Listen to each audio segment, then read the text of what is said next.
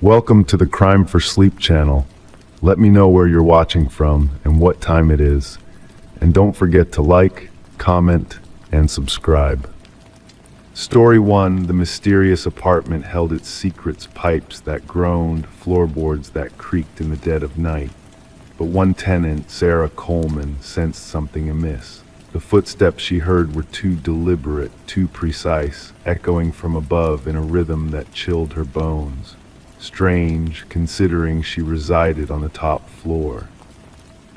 One evening, mustering courage, Sarah tapped the ceiling with a broomstick.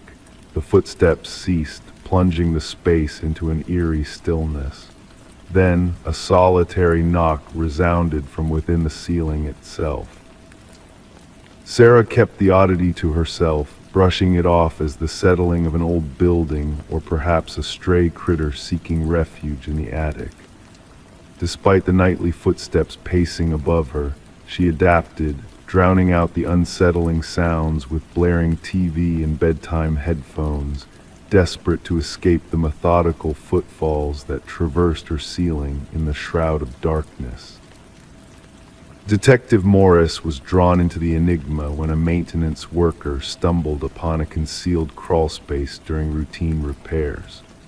Removing a section of drywall near Sarah's unit to fix a leak, the worker uncovered a hidden passage not documented in the building's plans. Illuminated by a flashlight, the passage revealed a clandestine living area adorned with food remnants, water bottles, a tattered blanket, and a worn notebook. The police were summoned promptly, and Detective Morris, alongside his partner Rivera, found the worker visibly shaken, muttering about someone dwelling within the walls, watching. The notebook held meticulous notes on Sarah Coleman, her routines, her visitors, even her dining preferences. The once neat handwriting deteriorated into erratic scrawls interspersed with cryptic symbols. The subject no longer responds to my signals. The final entry read, "She has chosen to ignore me. No one ignores me." Forensic teams scoured the crawl space, unearthing fingerprints that evaded identification in any database. An intricate network of passages within the building's walls and ceilings, some decades old, was unveiled. These passages interconnected 5 different apartments but converged on viewing points disguised as innocuous fixtures, all leading to Sarah Coleman's abode. Interviews with current residents yielded no unusual occurrences, save for the typical apartment clamor. However, former inhabitants painted a different picture. 3 prior tenants of Sarah's unit recounted feeling an ominous gaze upon them or hearing unexplained movements. One had swiftly vacated after a mere fortnight, fearing ridicule for their unsettling experiences. The case pivoted when forensic analysis revealed minute blood traces in one of the crawl spaces, matching the DNA of Martin Weaver, a former resident who had vanished without a trace 4 years earlier. His abrupt disappearance, coupled with complaints of noises from above, pointed to a quiet man named Edward who had lived in the apartment below Martin. Edward's nomadic past, marked by frequent relocations and a penchant for top-floor abodes, unfurled a chilling pattern.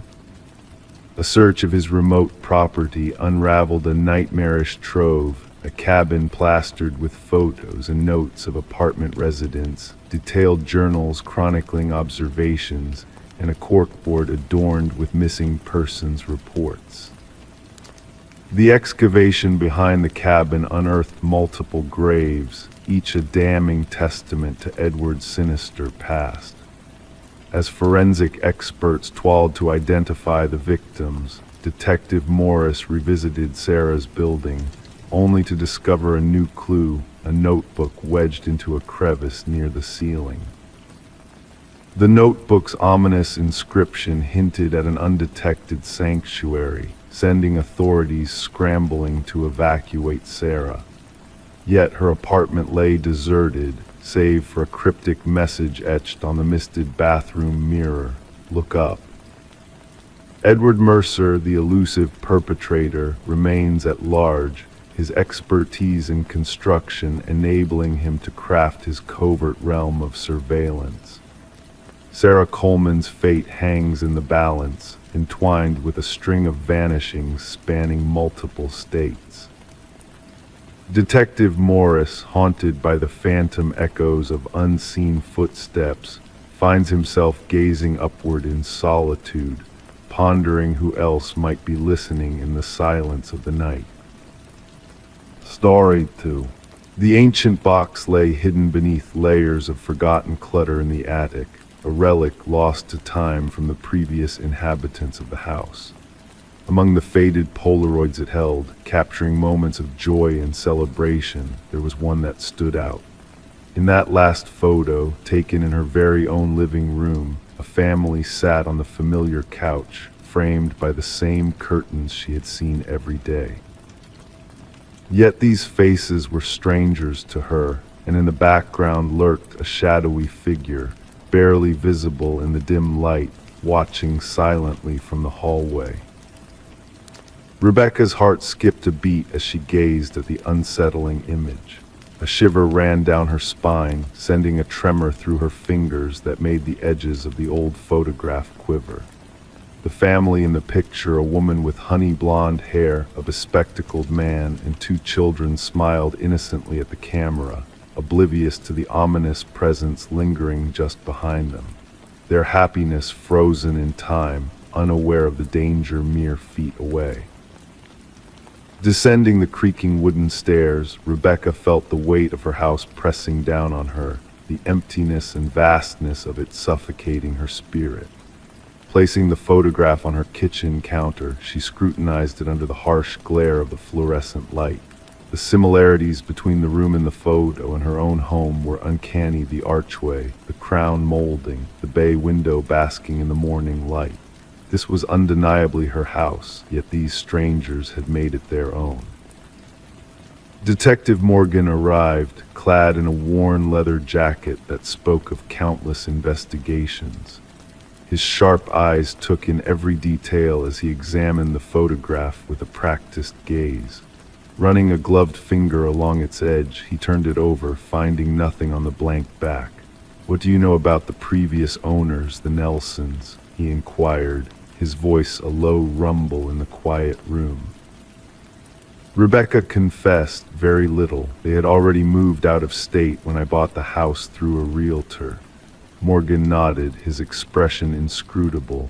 "May I take this photo? Our team might be able to identify the family." And so, the investigation began quietly, delving into the mysteries hidden within the walls of the house. The trail led back through the previous occupants, Crawfords, Mornos, and finally, the Sutherlands, who had vanished without a trace, leaving behind a void in the fabric of the community.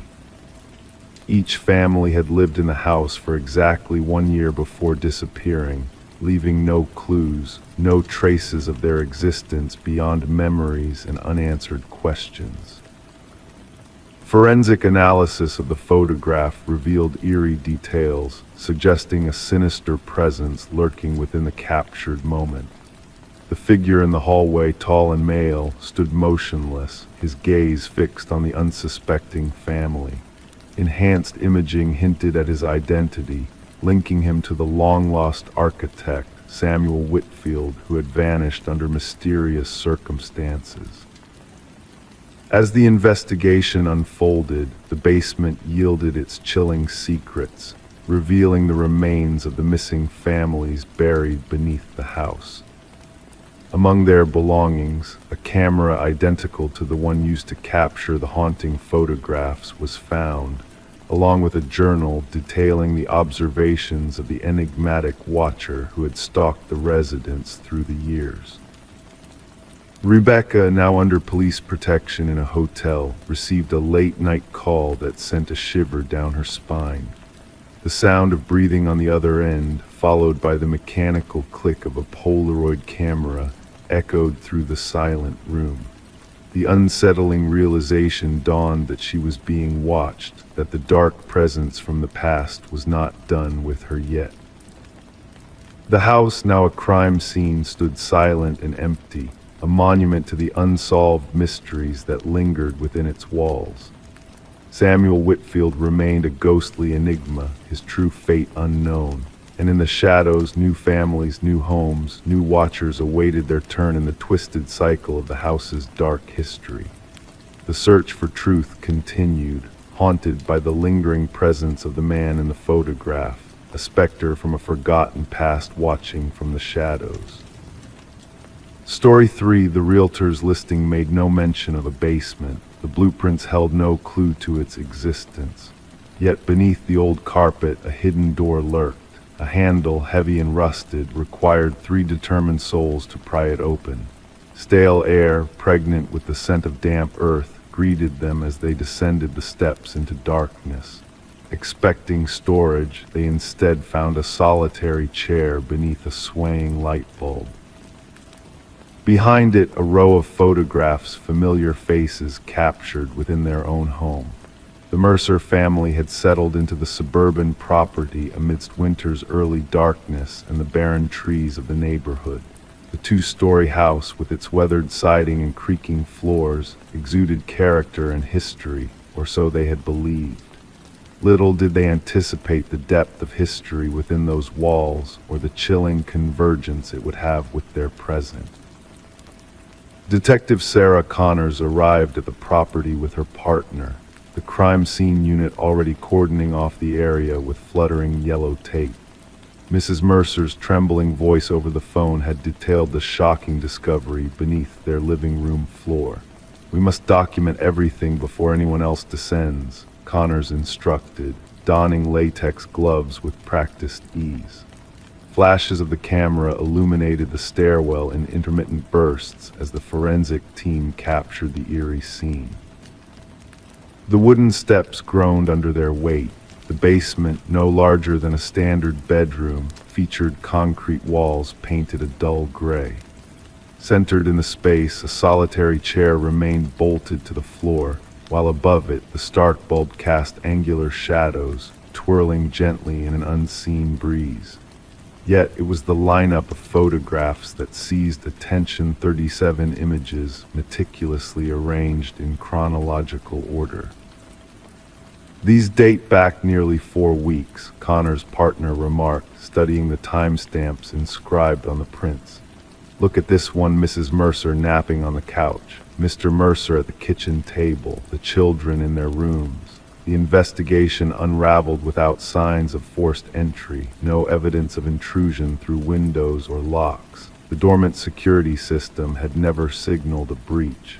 Nothing tangible had been pilfered, only their privacy and sense of security.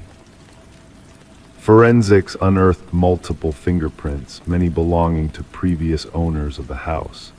Records disclosed 6 changes of ownership in the last decade, each family departing within a year, selling at diminishing prices. None had acknowledged a basement discovery. "We must interview every former owner," Connors directed, flipping through her notepad. The inquiry grew more unsettling as they retraced the property's history. Discrepancies emerged in the records, blueprints altered between transactions, permits withdrawn, inspection reports heavily redacted. A breakthrough surfaced during an interview with the contractor who had renovated the house 7 years earlier. His complexion paled upon viewing photos of the basement. "That chamber is non-existent," he insisted, his hands quivering. "I gutted that space to its foundation. No basement, no door, only soil and concrete beneath the living area." The memory card concealed within the light fixture yielded more images for their evidence board's depictions not solely of the Mercers, but of previous occupants. Children slumbering, parents bickering, intimate moments, mundane routines, all surreptitiously recorded by an unauthorized presence. The case delved deeper with the recovery of audio files from a weatherproof box nestled in the basement's corner. Conversations from the master bedroom, kitchen, living room echoed in the recordings. Despite the absence of physical surveillance devices during the initial search, the audio's clarity implied sophisticated microphones secreted around the house. "We must dissect every wall," Connors urged, her tone taut with urgency. "Probe the air vents, light fixtures, electrical outlets. The culprit has spied on these families for years." Beyond the photograph wall, investigators stumbled upon a slender passage leading to a monitoring enclave. A desk, a chair, a laptop linked to wireless cameras, and a journal brimming with meticulous observations on every family that had inhabited the home. Their routines, their schedules, their disputes, their vulnerabilities, all meticulously chronicled. The script mirrored samples from the property's original constructor, Edward Kelvin, a man purported to have perished during the house's construction, an assertion that grew dubious as the inquiry unfolded. No record of his demise existed, no funeral arrangements documented. Edward Kelvin had vanished from public archives. The journal's final entries veered into incoherence, phrases like "they never looked down" and "they never see me" hauntingly repeated. The last page bore a solitary sentence: "The next family arrives tomorrow." Fingerprint scrutiny confirmed what investigators had suspected: Edward Kelvin had never departed the house he had built. Instead, he had retreated into its concealed recesses, fabricating a maze of observation points to monitor families who believed they dwelt in solitude. The hunt spanned 3 days before locating him coiled within a crawlspace between the second-floor chambers, his physique lithe and sinewy from navigating the narrow passages he had constructed within the walls. His eyes blinked against the piercing flashlight beams, unaccustomed to direct illumination. During interrogation, Kelvin spoke of the families as actors in his private drama, observing them with the detached precision of a scientist studying specimens. He had refrained from physical contact, theft, or direct interference in their lives, opting solely to observe, record, and document. "They welcomed me in," he informed the authorities, his tone gentle and rational. "They signed the documents, they became mine." A psychiatric evaluation diagnosed Kelvin with severe delusions, perceiving himself as the house's custodian rather than an intruder. To him, the families were transient guests in what he deemed his eternal abode. The Mercer family never revisited the property. Like their predecessors, they abandoned their possessions, salvaging only essentials in suitcases. The house languished unoccupied as legal proceedings unfolded. The trial divulged the extent of Kelvin's surveillance web, hidden chambers accessible solely through crawlspaces, surveillance points integrated into the structure's framework, all meticulously devised before the inaugural brick was laid. The house had been fashioned as a voyeuristic apparatus from its inception, its inhabitants unwitting participants in Kelvin's obsessive documentation. Upon the jury's verdict, Kelvin displayed no emotion. He had already withdrawn into the recesses of his psyche, where he could clandestinely traverse the house's passageways, now existing solely in memory. The property met its demise, razed to the ground, its foundations excavated and filled. Yet for the families who had inhabited it, the violation endured. They remained haunted not by what had been stolen, but by what had eluded them, watching, listening, recording their intimate moments from within the walls they had trusted for security. Occasionally, in hushed moments, they found themselves glancing at air vents, light fixtures, the intersections of walls and ceilings, pondering if they were truly alone now, pondering if they ever had been. Story 4, the aged apartment exuded a sense of history, its walls holding secrets whispered by time. The heating system emitted a low, continuous groan, a familiar sound that blended seamlessly with the rhythmic rattle of the pipes. To the inhabitants, it was merely the building settling, nothing out of the ordinary in this weathered structure. or so they convinced themselves until she heard it. A voice, ethereal and elusive, drifted through the vents like a wisp of mist. It was not the usual background hum of a neighbor's conversation or the distant echoes of city life. No, this voice was different. It was a whisper, soft yet unmistakable, calling out her name in the stillness of the night. Intrigued yet apprehensive, she leaned closer, pressing her ear against the metal grate. A chill brushed past her cheek, a teasing caress from the unseen presence beyond. And then, with a hint of playful mischief, the voice spoke again. "I know you can hear me." Detective Morgan Shaw found herself in the heart of the vacant apartment, a silent witness to the enigmatic events that had unfolded within its walls. Her keen eyes scanned the room, drawn inexorably to the rusted vent cover that had been forcibly removed.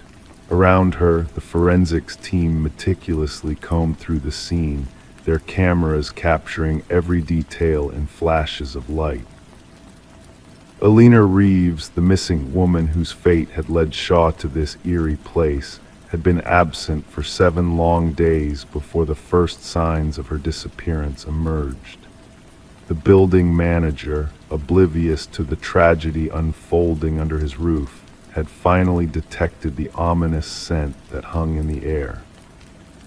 Officer Patel, his voice measured, recounted the details from his notepad.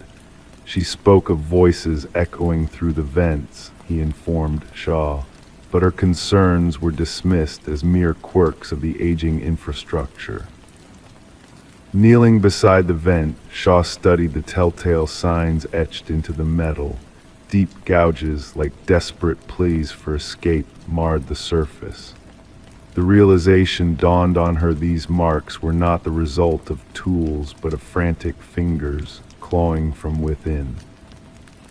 Alina Reeves, a beloved kindergarten teacher with a penchant for nurturing life, had left behind a trail of unanswered questions. Her once vibrant classroom now stood silent, her absence palpable in the unwatered plants that still thrived on her windowsill.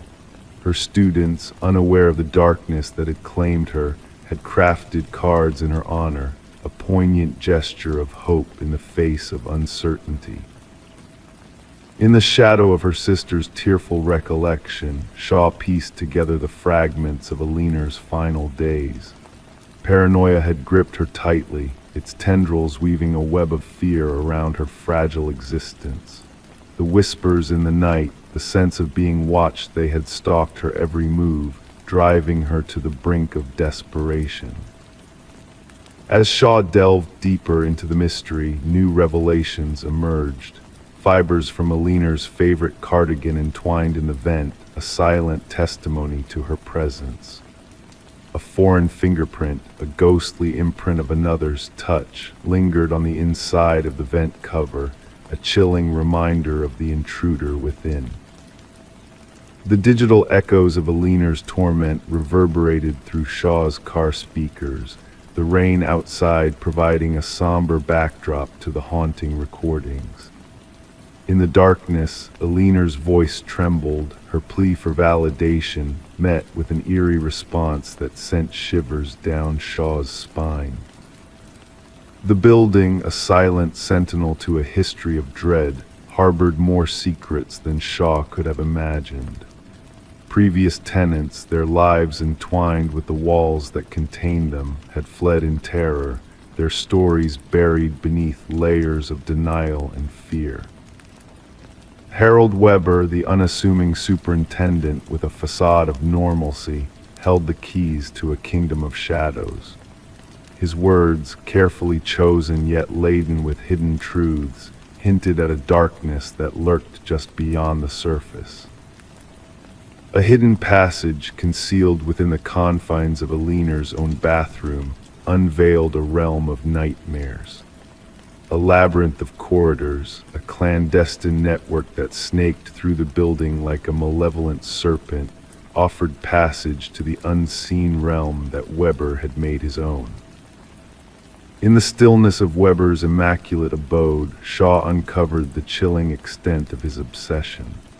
Files meticulously organized, recordings cataloged with meticulous care, each detail spoke of a man consumed by his twisted desires.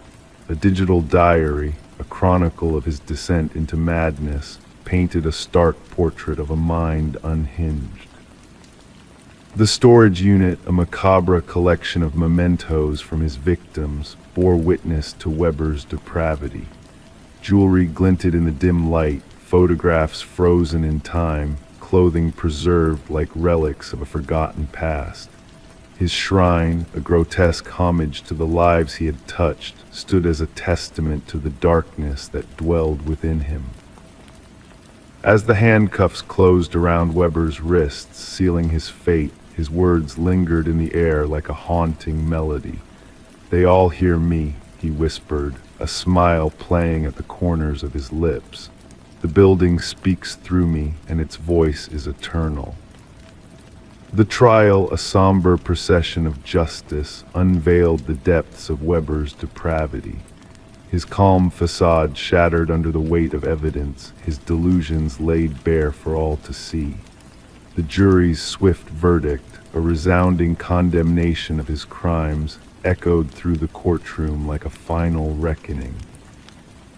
In the aftermath of Weber's downfall, the apartment building stood as a monument to the horrors that had transpired within its walls. Despite attempts at renewal, at erasing the stains of the past, the whispers endured. Residents new and old spoke of strange sounds that echoed through the vents, of whispers that lingered in the night like phantoms of a bygone era. The heating system groaned, the pipes rattled, the symphony of the building's secrets played on, a haunting melody that whispered of the darkness that dwelled within its walls. And as night fell, casting its shroud over the silent corridors, the echoes of the past rose once more, a chilling reminder that some secrets were never meant to be forgotten. Story 5, the mysterious dwelling beckoned to the new owners, Daniel and Meredith Parker, with its grandeur and hidden secrets. Nestled among ancient oak trees, the Victorian manor exuded an aura of both history and modernity. The crackling intercom system, a relic of the past, whispered secrets in the dead of night, luring the curious to uncover its mysteries. One fateful night, the husband's hand trembled as he pressed the button, unleashing a ghostly whisper that sent shivers down his spine. "Why did you come back?" the voice echoed through the old speaker, startling him to his core. His wife, pale with disbelief, denied ever speaking those words. As Detective Sarah Reeves arrived at the manor in response to a cryptic call, she sensed an eerie presence lurking within the walls. Daniel led her through the shadowed corridors, recounting the intercom's strange messages that had plagued them both. Meredith, her haunted gaze fixed on a forgotten journal, revealed a chilling discovery hidden behind a wall, an echo of a past tragedy. The journal, penned by Eleanor Blackwood, unveiled a tale of betrayal and fear, hinting at a dark secret buried within the house's very foundation. The ghostly whispers of the intercom led the investigators to unearth a grim truth beneath the garden shed, a woman's remains, silenced by violence, telling a tale of love twisted into darkness. Vincent Blackwood, the aged perpetrator of a heinous crime, confessed to the murder of his wife Eleanor, driven to silence her incessant voice that echoed through the intercom. His meticulous deception crumbled in the face of justice, revealing the depth of his betrayal and the lengths he had gone to bury the truth. The house, now stripped of its haunted past, stood solemnly as a witness to the secrets it harbored. Daniel and Meredith, unable to bear the weight of the history that clung to its walls, bid farewell to the manor, leaving behind whispers of the past that lingered in the air. Detective Reeves, haunted by the echoes of the case, drove past the house, her window cracked open, listening for the faint whispers carried on the wind. The tale of the manor, known in law enforcement circles as the house that answered back, whispered its secrets to those who dared to listen, a reminder of the darkness that lurked within its walls. Story 6. The tale begins in a quaint little costume shop that was on the verge of closing its doors for good, parting with its aged inventory in a melancholic farewell. Among the remnants of costumes past, a lone woman sifted through the forgotten treasures, her eyes drawn to a mask resting on a dusty shelf. Delicate in its craftsmanship, yet eerily lifelike in its features, the mask exuded an unsettling aura that intrigued her. In a whispered breath of curiosity, she lifted it and brought it to the cashier's counter. As the woman placed the mask before the cashier, a shadow of hesitation flickered across his face. "That's not ours," he muttered softly, his voice laden with an unspoken warning. Puzzled, she turned the mask over, searching for a tag that was nowhere to be found. With a nonchalant shrug, she decided to take it home, unaware of the mysterious journey that awaited her. That fateful night, she stirred from her slumber to a faint sound, a gentle rustle of fabric shifting in the darkness. Her heart quickened as she realized the mask was no longer resting peacefully on the dresser where she had left it. Instead, it perched ominously on her nightstand, its empty gaze fixed upon her. The woman, known as Catherine Reed, was later discovered by her concerned neighbor. The morning light spilled through the slightly ajar front door, casting a haunting glow upon the otherwise silent home.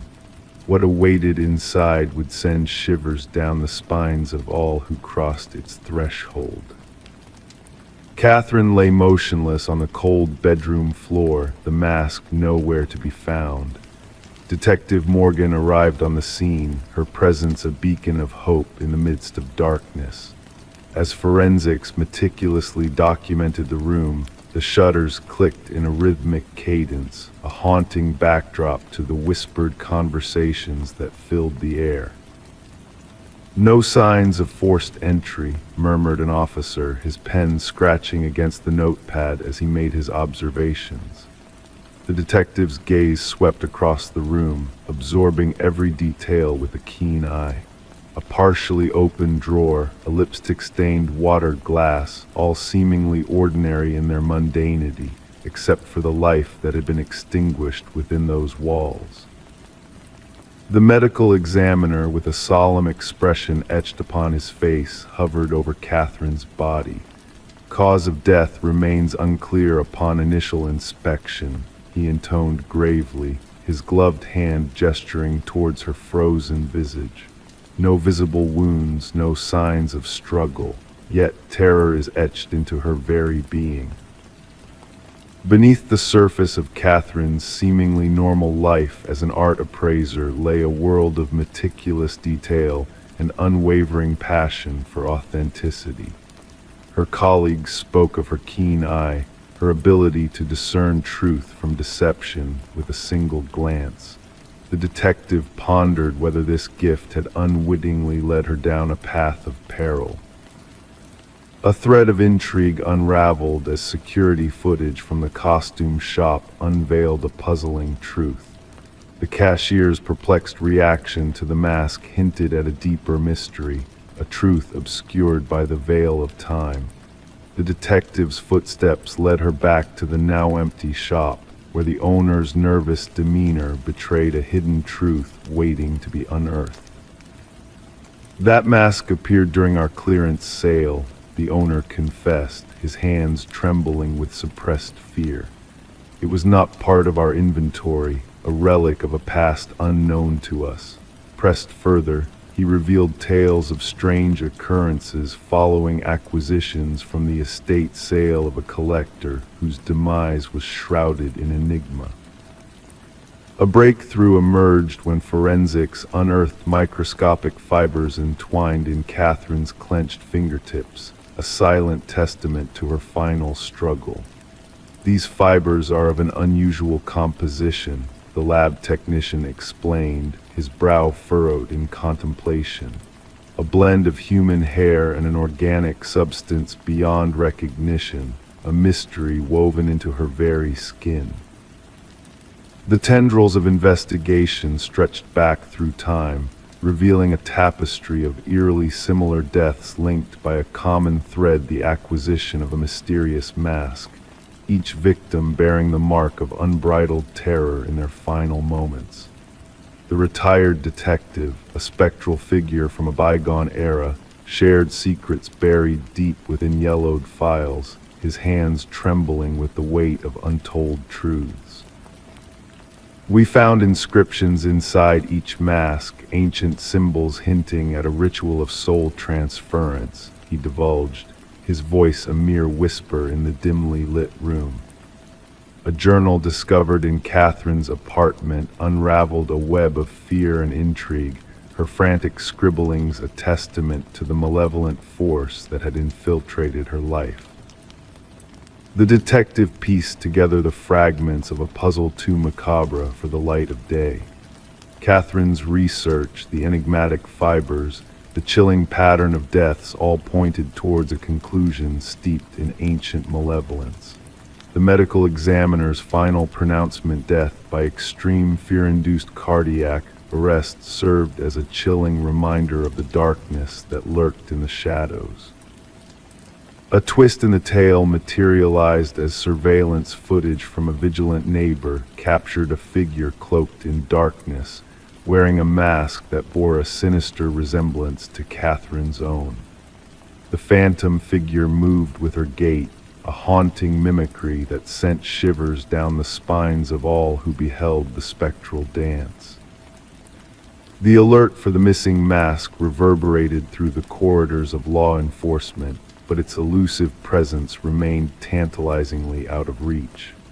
Months passed, whispers of a peculiar mask surfacing in a distant vintage shop echoing through the void. By the time investigators arrived, the mask had vanished into the hands of an unknown buyer, leaving behind only unanswered questions and a trail of uncertainty. The case, shrouded in shadows and unanswered riddles, remained an enigma etched in the annals of unsolved mysteries. The detective, haunted by the specter of Catherine's fate, safeguarded her journal as a grim reminder of the darkness that lurked beyond the veil of reality. As night descended, she found herself jolting awake, a chill coursing through her veins, a silent reminder of the mask that awaited its next unwitting victim.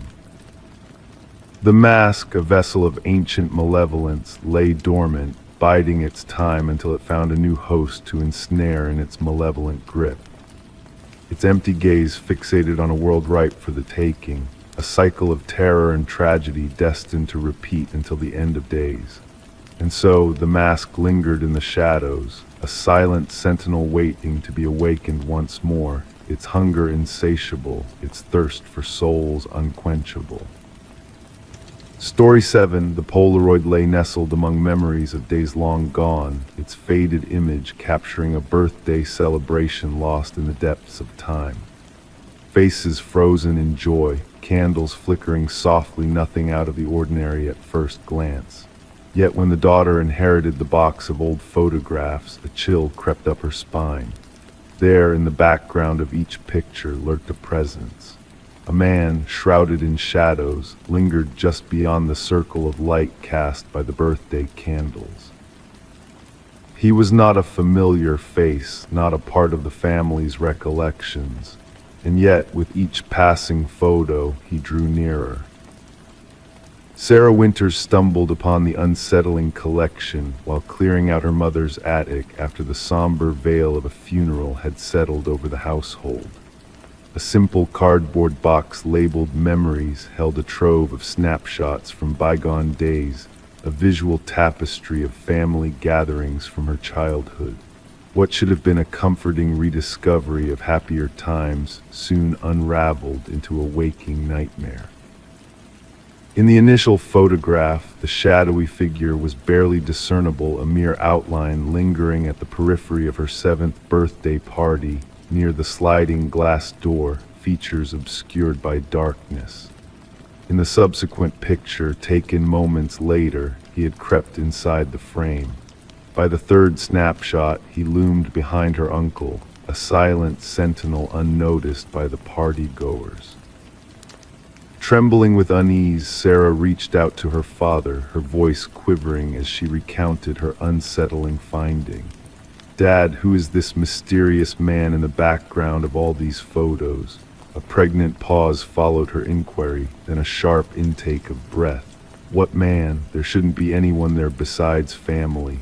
Her father's voice crackled through the phone. With a sense of foreboding, Sarah captured digital images of the Polaroids and dispatched them to her father.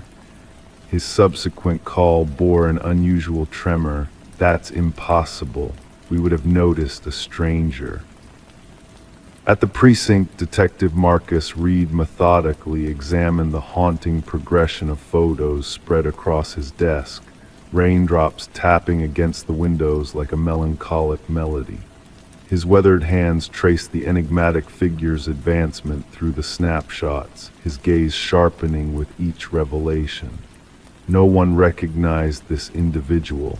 he inquired, his tone a blend of neutrality and intrigue. "No one," Sarah affirmed, arranging the photos in chronological order. As the detective leaned in, the metal chair creaking beneath him, what initially seemed like paranoia metamorphosed into a chilling reality. The shadowy figure moved methodically through the captured moments, inching closer to the unsuspecting children. In the final image, he loomed directly behind Sarah's youthful self, a spectral hand outstretched toward her shoulder, just beyond the frame's edge. "Perhaps the photographer," Reed offered, a hint of doubt tainting his words. "My mother took all these. She set the timer and hurried into the shot," Sarah clarified. With copies made and a case file opened, the detective delved into the investigation. Interviews with surviving attendees yielded no recognition of the mysterious man. No hired help, no uninvited guests, only a secluded countryside setting chosen for its privacy. Facial recognition software proved futile, the figure artfully evading identification, a ghostly presence aware of the camera's lens. Yet a practiced intentionality underscored his every move. The inquiry might have stalled if not for Sarah's discovery of similar figures in other family albums from different gatherings and years. A computer specialist meticulously enhanced the images, unveiling obscure details under the harsh glare of digital light. A scar etched across a wrist, a peculiar ring adorning a finger, a partial reflection hinting at hidden facial features. A breakthrough emerged from dental records, linking the figure to Robert Keller, a maintenance worker who had vanished after being linked to 3 unsolved child abductions spanning the region, cases long gone cold. Keller had been employed by the company tasked with cleaning the vacation property where Sarah's birthday had unfolded. Armed with master keys to various rental properties, he had access to gatherings where children had mysteriously disappeared. Excavations beneath Keller's former residence unearthed chilling artifacts, a hair clip matching a missing girl's description, a toy car belonging to a vanished boy, a bracelet Sarah had once owned, presumed lost in her childhood. Alone in her apartment, surrounded by the damning evidence, Sarah absorbed the detective's call confirming the identification of remains near one of the rental properties. DNA verification sealed the grim reality and end to the agonizing uncertainty for some families, though not in the way they had prayed for. Staring at the final birthday photo, the warm glow of the candles casting a spectral light on her family's frozen expressions, Sarah beheld the figure once more. Patient, calculating, a phantom observer hidden in the shadows, unnoticed by all in that moment of jubilation. The revelation wove a thread connecting decades-old mysteries, offering closure to families haunted by unanswered questions. The shadow in the family photos had stepped into the illumination of justice, his presence acknowledged at last after years of clandestine voyaging through time's frozen tapestry. Gathering the photos, Sarah placed them reverently back into the box. They were no longer mere mementos, but poignant reminders that danger sometimes lurks unseen within the captured moments of life, moving stealthily through celebrations, leaving naught but a faint echo of its passage in the stillness of time. Story 8. The gentle current flowed lazily that quiet morning, the surface of the water reflecting the soft colors of the dawn sky. The fisherman, lost in his thoughts, almost missed the sight of a lone suitcase bobbing near the tranquil shore. At first glance, it seemed like nothing more than discarded items, perhaps old clothes carelessly tossed aside. But as he ventured closer, a pungent odor reached his nostrils, thick, heavy, impossible to ignore. The suitcase was wrapped tightly in chains, its corners tinged with rust, a testament to its time spent adrift. When the authorities pried it open, what they discovered inside was far more chilling than a mere collection of clothes. Instead, they found a macabre scene, a tangle of hair, fingers frozen in a haunting grip, and at the very bottom, a cryptic note that sent shivers down their spines. This isn't the first. Detective Sarah Mercer arrived at the scene, the air heavy with the weight of the unknown. The victim, a woman in her mid-30s named Catherine Walsh, lay before her, her once vibrant features now muted by the touch of the water. The medical examiner worked meticulously, cataloging every detail with precision before the body was carefully removed from its watery grave. But what struck Mercer most was not the gruesome method of disposal, but the eerie sense of care that had been taken with the victim's appearance, manicured nails, freshly styled hair, clad in expensive garments.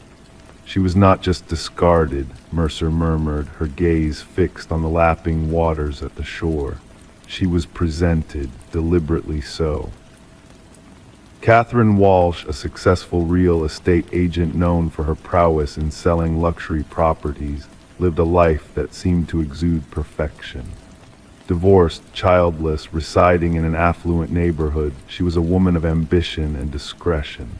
Her sudden disappearance, reported by her concerned assistant when she failed to attend a crucial showing for wealthy clients, sent ripples of unease through her tight-knit circle.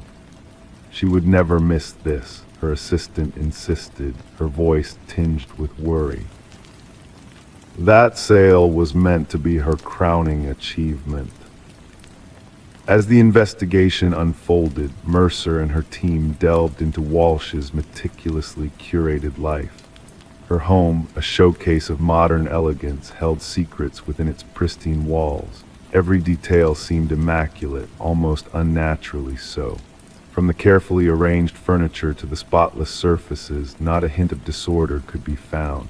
Yet in her home office, a single drawer stood slightly ajar, revealing a hidden treasure, a leather-bound journal. The final entry sent a chill down Mercer's spine. He's watching again. Same car, different plates.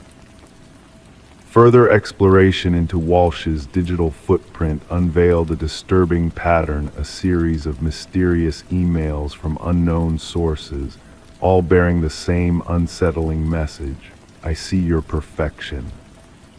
Sent at precise intervals, these messages hinted at a silent observer, a phantom lurking in the shadows of Walsh's meticulously crafted existence. Her online searches for security systems and self-defense tools painted a picture of mounting fear, a sense of impending danger that had gone unnoticed until it was too late. Mercer pieced together the puzzle, drawing connections between the eerie findings at the crime scene and the chilling revelations from Walsh's life. "Our perpetrator is methodical," she confided to her partner, her voice hushed with solemnity. "This was not a crime of passion. It was a meticulously planned ritual of control." A breakthrough emerged from an unexpected source, a local pawnshop owner who recognized Walsh's distinctive emerald necklace, now missing from her possessions. The man who had pawned it, Michael Linden, a nondescript maintenance worker, became the focus of intense scrutiny. Surveillance footage revealed his frequent visits to Walsh's building, sometimes with his maintenance cart in tow, other times slipping in unnoticed. His unassuming demeanor belied the darkness that lurked within. A search of Linden's modest abode uncovered a chilling tableau, a collection of photographs featuring Walsh and other women, all sharing a striking resemblance, all captured in moments of vulnerability. Some images were defaced with crimson slashes, marking them as targets. Walsh, it seemed, was not the first victim on Linden's twisted path. Concealed behind a false wall in his closet lay a shrine of horrors, each item meticulously catalogued hair strands, used tissues stained with lipstick, mundane belongings turned into sinister relics of a disturbed mind. The interrogation room echoed with a palpable chill as Linden, his demeanor eerily composed, faced the weight of his crimes. "They were flawed," he uttered, his voice devoid of emotion. "They projected perfection, but I saw through their facade. Catherine, with her disorganized desk drawer, her imperfect lipstick application. Her perfection was a deception." The search for the previous victims mentioned in Linden's cryptic note led investigators to remote locations, where additional suitcases surfaced, each one bearing the tragic remnants of lives cut short.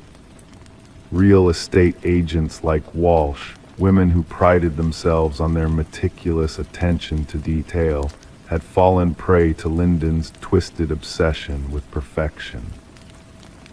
As the trial unfolded, Linden sat stoically, his gaze fixed on some unseen horizon as the prosecution laid bare his sinister methods. Months of stalking, studying, and ultimately correcting what he saw as imperfections in his victims painted a portrait of a predator hiding in plain sight. The families of the fallen watched in silent anguish as the gavel fell, sealing Linden's fate with a sentence of lifelong incarceration, devoid of any chance for redemption. For Detective Mercer, the case was officially closed, the perpetrator brought to justice. Yet, as she sifted through the remnants of Linden's twisted world, a lingering question haunted her thoughts: what inner demons had driven him to seek out and destroy these women who embodied the very ideals he could not attain himself. The river continued its unhurried journey downstream, carrying with it the echoes of a tragedy now faded from view. But in the quiet confines of the precinct, amidst the hum of daily life, lay the chilling reminders of a darkness that dwelled just beneath the surface of seemingly ordinary lives. For sometimes the most perilous adversaries are not the ones lurking in the shadows, but those who move among us unseen, waiting for the mask of perfection to slip, revealing the horrors that lie beneath. Story 9: The Mystery of Reflections. She cleared the mist from the mirror, peering at her own image, yet a subtle unease crept over her. Her reflection appeared normal, her attire unchanged, but the longer she gazed, the more a sense of disquiet enveloped her. A fleeting movement caught in the corner of her eye, a presence not her own. As she turned away, her reflection remained fixed, observing her every move. The enigma of Rebecca Thorne began with that eerie incident in her bathroom. What transpired next would baffle investigators and cast a shadow over the community for years to come. Rebecca resided solo in a humble apartment nestled within a tranquil suburban enclave. Known as meticulous and introverted, she engaged minimally with others but maintained a polite rapport with her neighbors. Her occupation as a data analyst for a medium-sized firm dictated a life governed by routine and exactitude. There was nothing in her demeanor to suggest she would emerge as the focal point of one of the most perplexing criminal inquiries of the era. Initially, the anomalies seemed trivial. Rebecca noticed slight displacements of objects in her abode, nothing missing, merely rearranged. A mug shifted to another shelf, books repositioned, her toothbrush on the opposite side of the sink. These peculiar occurrences were brushed off as lapses in memory, likely byproducts of prolonged hours scrutinizing spreadsheets under harsh fluorescent lights until her vision blurred. Detective Marion Shaw received the initial complaint when Rebecca, after enduring weeks of such disturbances, finally reached out to the authorities. The preliminary evaluation, no evident criminal activity, perhaps a matter best suited for mental health services rather than law enforcement. Shaw duly noted the grievance but consigned it to the pile of non-urgent cases. There was no tangible evidence, Shaw later recounted. No signs of forced entry, no missing belongings, just a woman sensing something awry within her home. The pivotal moment arrived with the incident in the bathroom mirror. During her subsequent interaction with the police, Rebecca recounted the episode vividly, how her reflection appeared to move independently, how she felt an unseen gaze even in solitude. This time she presented proof, footage from a surveillance camera she had installed, aimed at her front entrance. The video unveiled a revelation that sent a shiver down the spines of even the most seasoned officers. The grainy recording depicted Rebecca departing for work in the morning. Yet, 20 minutes later, an identical figure to Rebecca used a key to enter her apartment. Forensic experts scrutinized the footage for signs of tampering or digital manipulation. None were found. The individual gaining access mimicked Rebecca's movements, attire, and even carried her distinctive leather bag. However, according to time-stamped footage from her workplace's security system, Rebecca had already swiped into her office building across town. "We're facing a doppelganger scenario," Detective Shaw informed her superiors. "Someone who has meticulously studied Ms. Thorne and can replicate her with eerie precision." The investigation escalated. Fingerprints within the apartment exclusively matched Rebecca's. No foreign DNA was detected. Neighbors reported witnessing nothing out of the ordinary, solely Rebecca coming and going as usual. One neighbor, Mrs. Keller, recounted greeting Rebecca upon her return one evening, receiving no response, a deviation she found peculiar but not alarming. Rebecca commenced documenting the disturbances in a journal. Minor alterations within her dwelling multiplied. Vanishing food from her fridge she couldn't recall consuming. Her computer displayed searches she had not initiated. Most disconcerting were the photographs on her phone, self-portraits resembling her, yet memories of capturing them eluded her. In some images, her countenance appeared subtly askew, the grin too broad or the gaze too penetrating. "I feel as though I'm descending into madness," she confided to Detective Shaw during their third meeting. "Or perhaps someone is orchestrating this illusion." A breakthrough emerged when investigators discerned a pattern in the surveillance footage. The doppelganger exclusively infiltrated when Rebecca departed for specific commitments: therapy sessions, yoga classes, Sunday morning grocery runs, predetermined activities with predictable durations. An individual intimately acquainted with your routine, Shaw expounded. This isn't haphazard, it's targeted observation and infiltration. A forensic psychologist posited they were confronted with a fixation case, a person fixated on assuming Rebecca's identity, inhabiting her existence, possibly intending to supplant her entirely.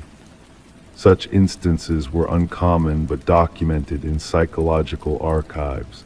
The perpetrator often suffered a psychological rupture, fixating on a victim embodying traits they coveted: stability, beauty, success, normalcy. The inquiry narrowed when Rebecca mentioned a former coworker, Lily Winters, dismissed for escalating erratic conduct. Lily had collaborated closely with Rebecca, frequently remarking on their similarities. Post-dismissal, she dispatched a series of unsettling emails to Rebecca. "We could be mirror images," one message read. "At times, I feel I embody you more than you do." Detective Shaw secured a warrant to search Lily's residence. What they uncovered transformed the case from unsettling to harrowing. A room in Lily's abode had been transformed into a shrine-like replica of Rebecca's bedroom. The walls adorned with photographs, countless snapshots of Rebecca entering her dwelling, shopping, socializing, all taken unbeknownst to her. A closet housed precise replicas of Rebecca's attire. Makeup mirroring Rebecca's preferred brands arranged on a vanity alongside meticulous notes on her mannerisms, speech patterns, and daily routines. Most incriminating were the practice videos. Lily had recorded herself mimicking Rebecca's gait, gestures, expressions. The progression was evident: early attempts crude and conspicuous, later iterations nearly indistinguishable from the authentic Rebecca. "She aspired to become me," Rebecca murmured upon viewing the evidence. "She wasn't merely imitating me, she was obliterating me." Forensic specialists unearthed sophisticated apparatus for forging key duplicates and replicating electronic access cards. Lily upheld an intricate system to monitor Rebecca's movements, including a calendar with detailed prognostications of her agenda. What eluded investigators was Lily's ultimate objective. Journals discovered in her residence featured rambling entries vacillating between first and third person, at times alluding to Rebecca as both me and her within the same passage. The final entry sent a chill down the investigators' spines. "Soon, only one of us shall endure. The stronger entity shall prevail."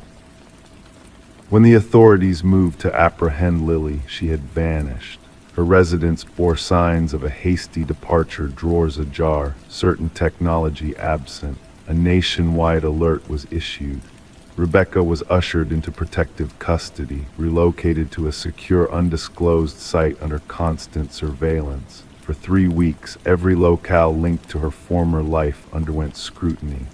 Lily remained elusive. The case took a sinister turn when a security guard at Rebecca's previous workplace reported an anomaly.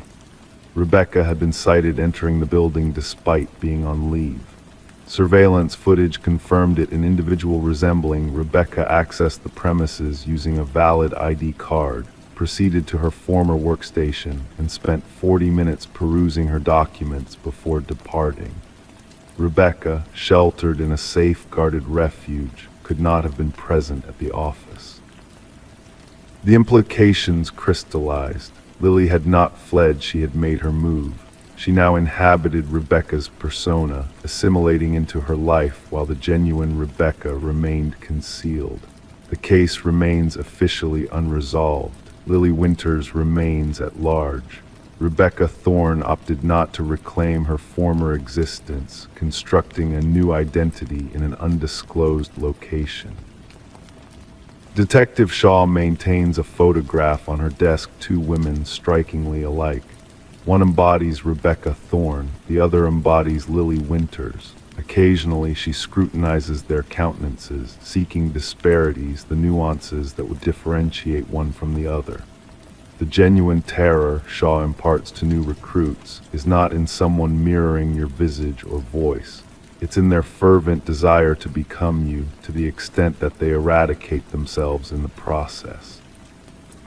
Identity is not solely what we present to the world, it is what we safeguard most zealously. And at times, we only grasp its worth when someone endeavors to seize it. Story 10. The parcel arrived unannounced, devoid of clues like a return label or tracking number. Just a humble cardboard box kissed by the morning dew. It wasn't intended for Sarah Miller, even though her address was spot on. The name inscribed on it was foreign to her. Logic whispered to leave it untouched, to let it linger on the porch. But curiosity, that mischievous temptress, won the battle. Slowly, she peeled away the tape, half expecting mundane contents like books or clothes. Instead, nestled inside was a VHS tape, accompanied by a lone sticky note that simply read, "Watch alone." Sarah held the black plastic cassette in her hands, its weight feeling strangely burdensome, as if carrying the weight of forbidden secrets. Her fingertips grazed the worn corners, tracing the imperfections etched into the plastic casing. The note, with its urgent strokes, hinted at a story waiting to unfold. Surrounding her, the suburban neighborhood hummed with its usual melody, a distant dog's bark, children's laughter dancing in the air, and the rhythmic drone of a lawnmower. She brought the mysterious package indoors, placing it on her kitchen counter, uncertainty creeping into her thoughts. The name Daniel Whitaker meant nothing in her world. Having resided in her home for nearly 4 years, she had never encountered mail addressed to that name. The previous occupants, the Johnsons, had bid farewell, leaving behind memories of their golden years.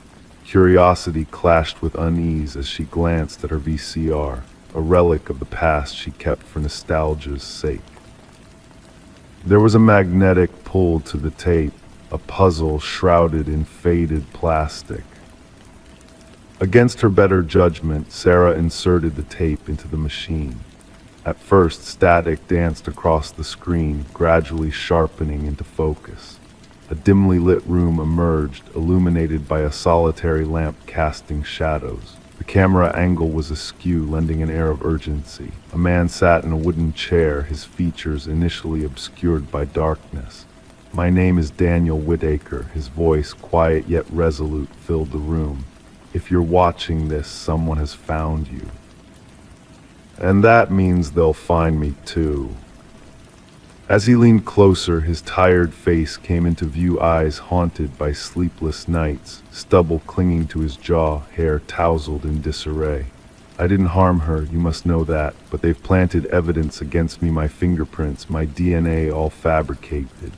The camera wavered as Daniel adjusted it, offering glimpses of the sparse room, a bare canvas, devoid of comfort, belonging to a soul primed for departure. "They've framed me. The official narrative will paint me as her acquaintance, our interactions marred by disputes and violence witnessed by many. But it's all a lie. I never met Catherine Walsh until her image flashed across the news." His voice quavered, "Gone, murdered in her own home, and somehow my genetic imprint tainted the crime scene." Detective Eliza Ramirez studied the identical VHS tape resting on her desk, the fifth to emerge. 5 tapes, 5 recipients, all bearing Daniel Whitaker's desperate plea. A man designated the prime suspect in Catherine Walsh's murder. A man who had vanished into thin air upon the discovery of her lifeless body. Initially, the Walsh case seemed straightforward. A young professional strangled in her sanctuary. No signs of forced entry, no clues left behind. DNA evidence unequivocally pointing to Whitaker, his fingerprints cataloged from a minor transgression in the past. Witnesses attested to his presence near her abode in the weeks leading to the tragedy. Cell phone records pinpointed him in the vicinity that fateful night, a closed chapter, until the tapes surfaced. "The tapes complicate matters," Detective Ramirez murmured into her recorder, updating the case dossier. Whitaker is either orchestrating an elaborate ruse or unveiling a darker truth. Her evidence board painted a grim tableau, Catherine's radiant smile frozen in photos, crime scene snapshots too grim to linger on, maps plotting the tape deliveries, and at the center, Daniel Whitaker's haunting visage staring back at her, imploring for justice. The investigation veered off course when Ramirez unearthed Catherine Walsh's involvement in a whistleblower case against PharmaCorp, a pharmaceutical juggernaut entangled in governmental contracts. Walsh had stumbled upon irregularities in their drug trials, evidence of concealed side effects in a hastily approved medication. She was prepared to testify, a former colleague whispered, eyes darting nervously. Catherine possessed damning documents, proof of executive knowledge and cover-ups. The trial loomed. Oddities began to surface.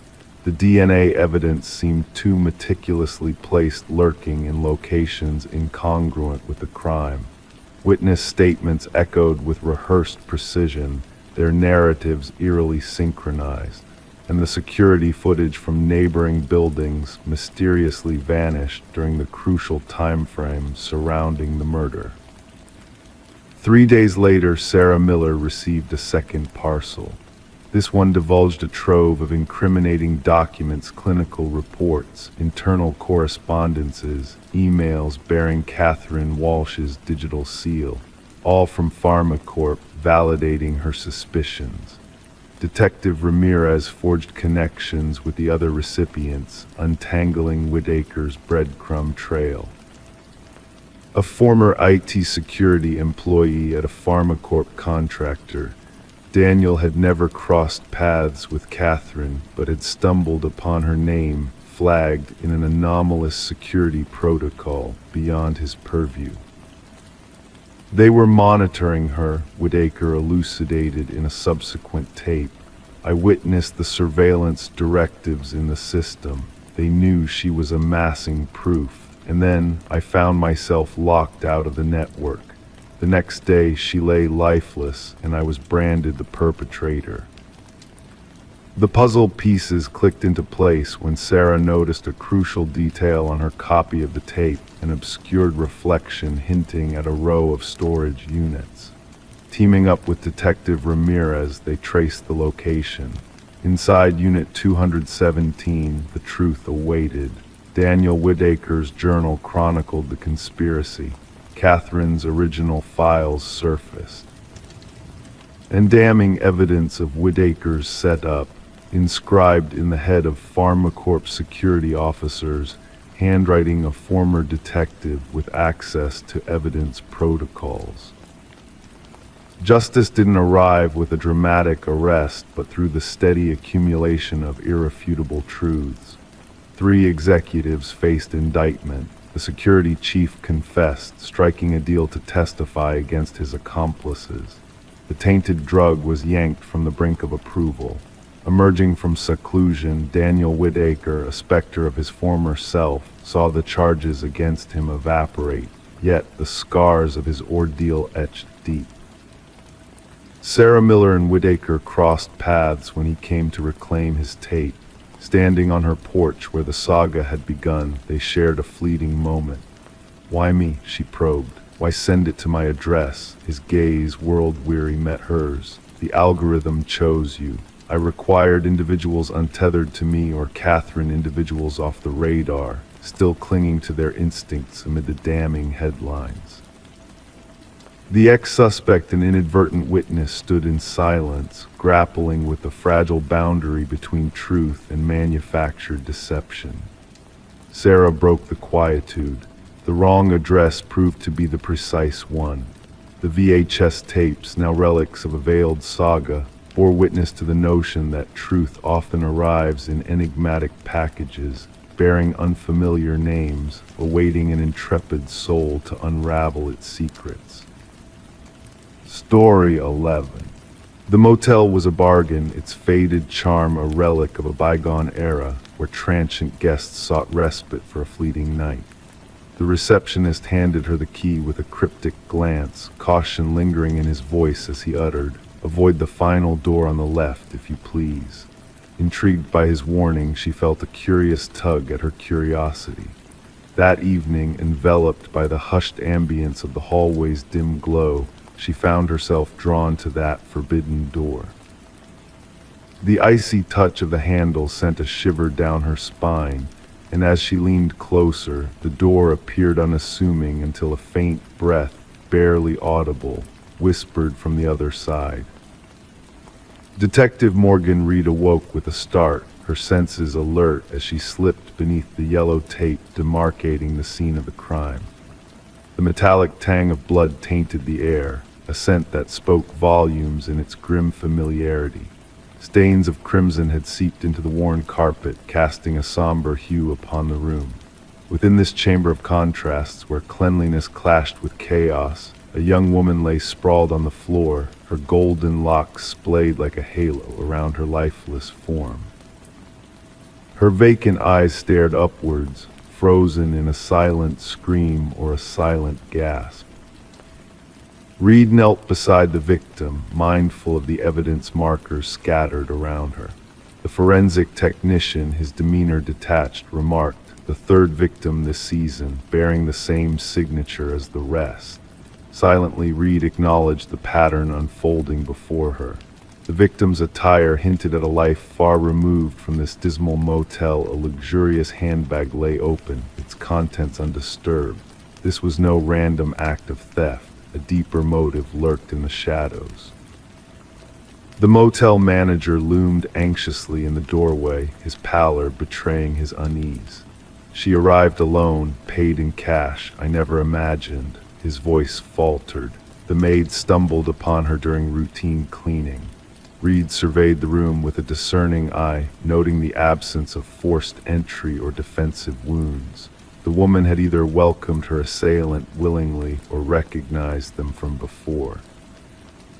Back at the precinct, Reed pieced together the puzzle on the investigation board. 3 women, eerily similar in appearance, discovered in nondescript motels. Speculation swirled, whispers of a predator haunting the shadows. "The autopsy report is in," Detective Hayes announced, dropping a folder on Reed's desk. "Death by manual strangulation. No DNA under the victim's nails, no signs of sexual assault." Reed's brow furrowed. This was a crime driven by personal vendetta, not mere predation. Days blurred into nights as the inquiry deepened. Surveillance footage yielded no breakthroughs, and the victim, identified as Elaine Werner, defied easy categorization.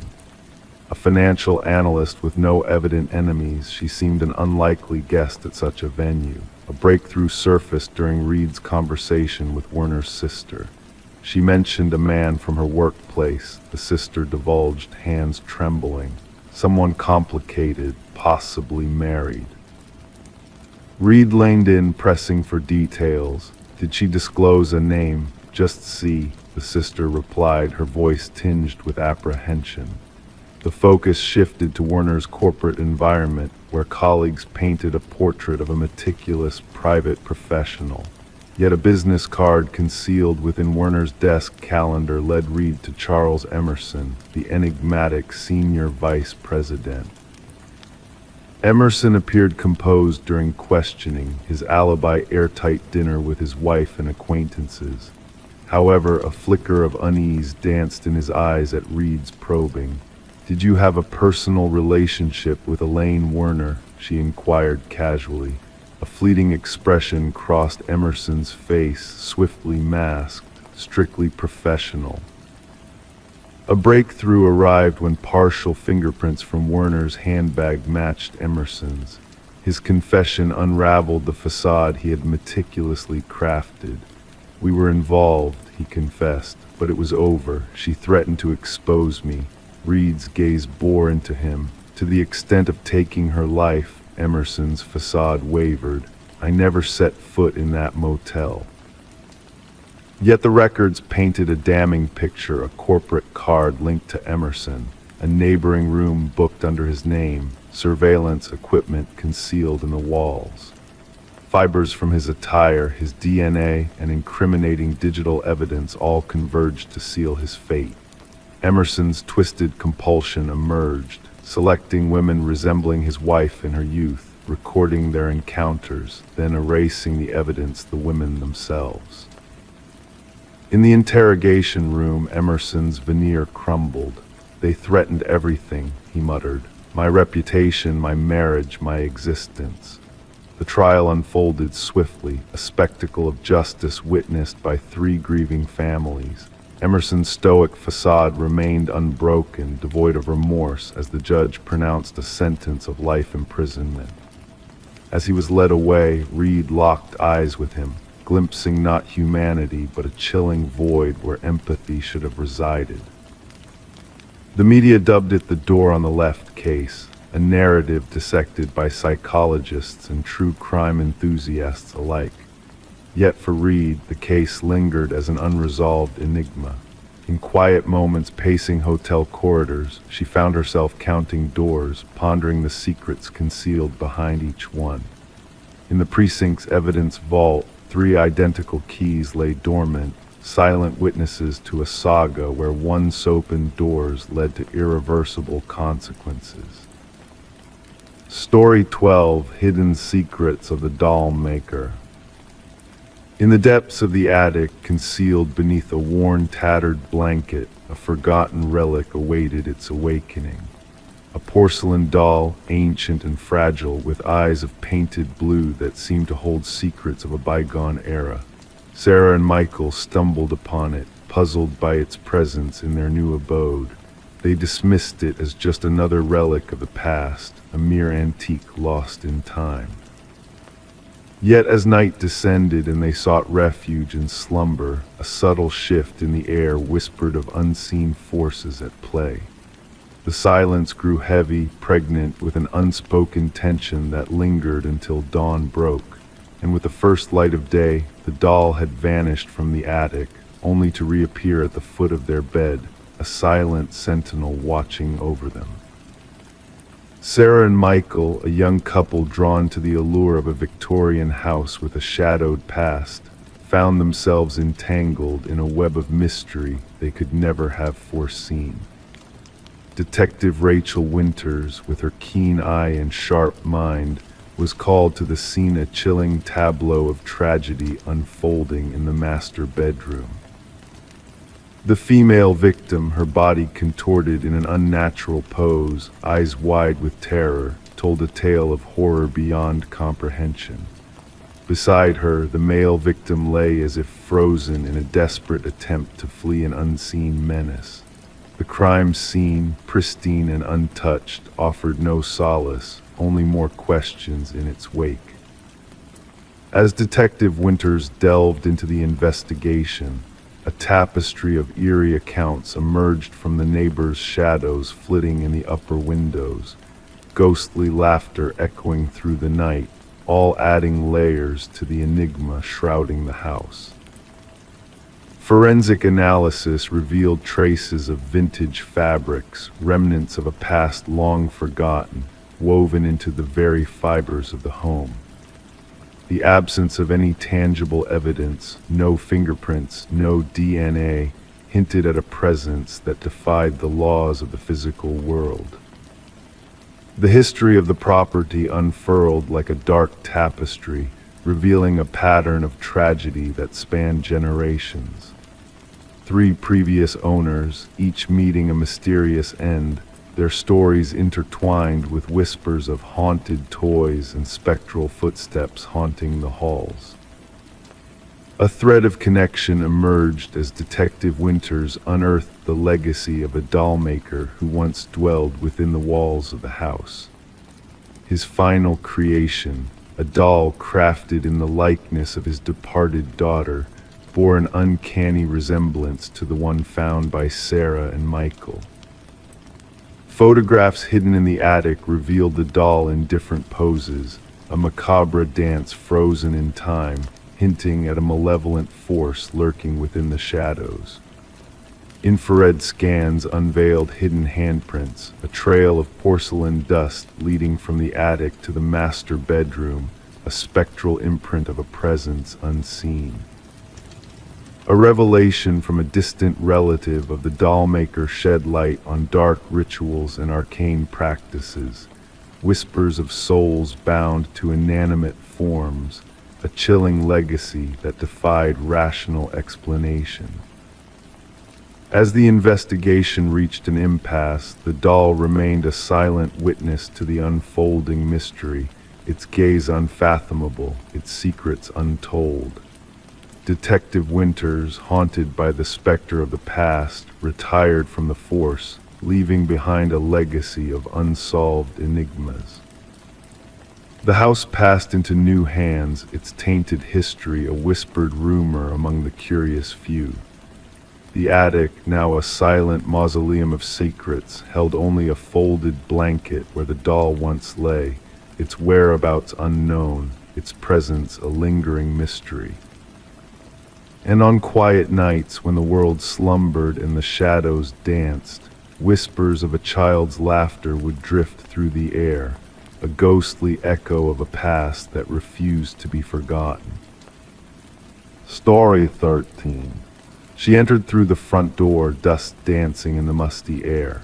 The old house stood abandoned, its walls shedding their layers, furniture draped in ghostly sheets.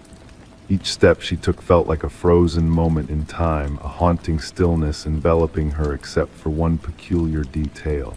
The doors, every door she opened led her back to the same room, a loop of endless return. No matter the path she chose, she always found herself back in the parlor. The only way out seemed to be the way she had come. But when she turned to retrace her steps, the front door had vanished into thin air. The discovery of Morgan Pierce's lifeless body had transformed the once curious Victorian house into a scene of mystery and tragedy. Detective Sarah Lynn stood at the threshold, observing as forensic experts moved silently through the dim interior like specters. Among the locals, the house had gained a reputation an enigmatic place where compasses spun wildly and whispers of being watched lingered in the air. Now it held secrets far more sinister than mere urban legends. The initial examination suggests she passed approximately 3 days ago. The medical examiner murmured, his words barely audible. Death by asphyxiation seems to be the cause. Morgan had been found seated in an antique chair in the parlor, her posture serene as if awaiting a visitor. Hands folded neatly in her lap, her expression peaceful. No signs of struggle, no marks of defense. The scene exuded a chilling calmness that unsettled even the seasoned investigators. Who discovered the body? Lind inquired, scanning her notes. A real estate agent showing the property to potential buyers, her partner replied. They stumbled upon her sitting there, initially mistaking her for a trespasser until they drew closer. The house had remained uninhabited since the passing of its previous owner, Eleanor Blackwood, nearly 5 years prior. Legal disputes had left the property abandoned, unwanted, unsold, and largely forgotten except by those seeking thrills and mischief.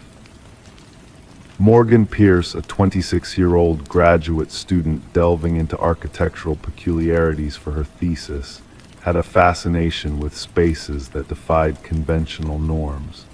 Described by friends as methodical, driven, and captivated by the inexplicable, the abandoned Victorian must have beckoned to her curious spirit. Her roommate reported her missing 2 days ago, Lind noted. Morgan mentioned visiting the house where people get lost for her research. Further investigation unveiled Morgan's repeated visits to the house in the weeks leading up to her demise.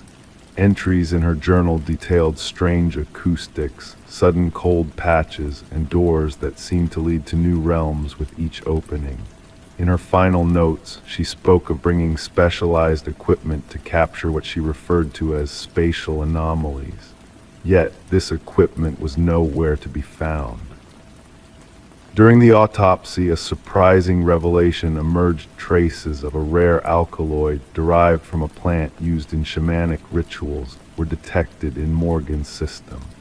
While the substance was known to induce disorientation and vivid illusions, the levels found were insufficient to be fatal. She was not one to dabble in recreational substances, her boyfriend asserted adamantly. Morgan was meticulous in her research. She wouldn't have jeopardized her senses deliberately. A delve into Morgan's digital footprint exposed remnants of deleted messages on her phone, conversations with an individual who shared her intrigue with the house, someone claiming to comprehend its enigmas. The exchanges grew increasingly intimate and enigmatic. "The house retains its memories," read one message. "It yearns for someone to understand." The investigation led Lind and her team to Adam Reeves, an architectural historian who had been in contact with Morgan.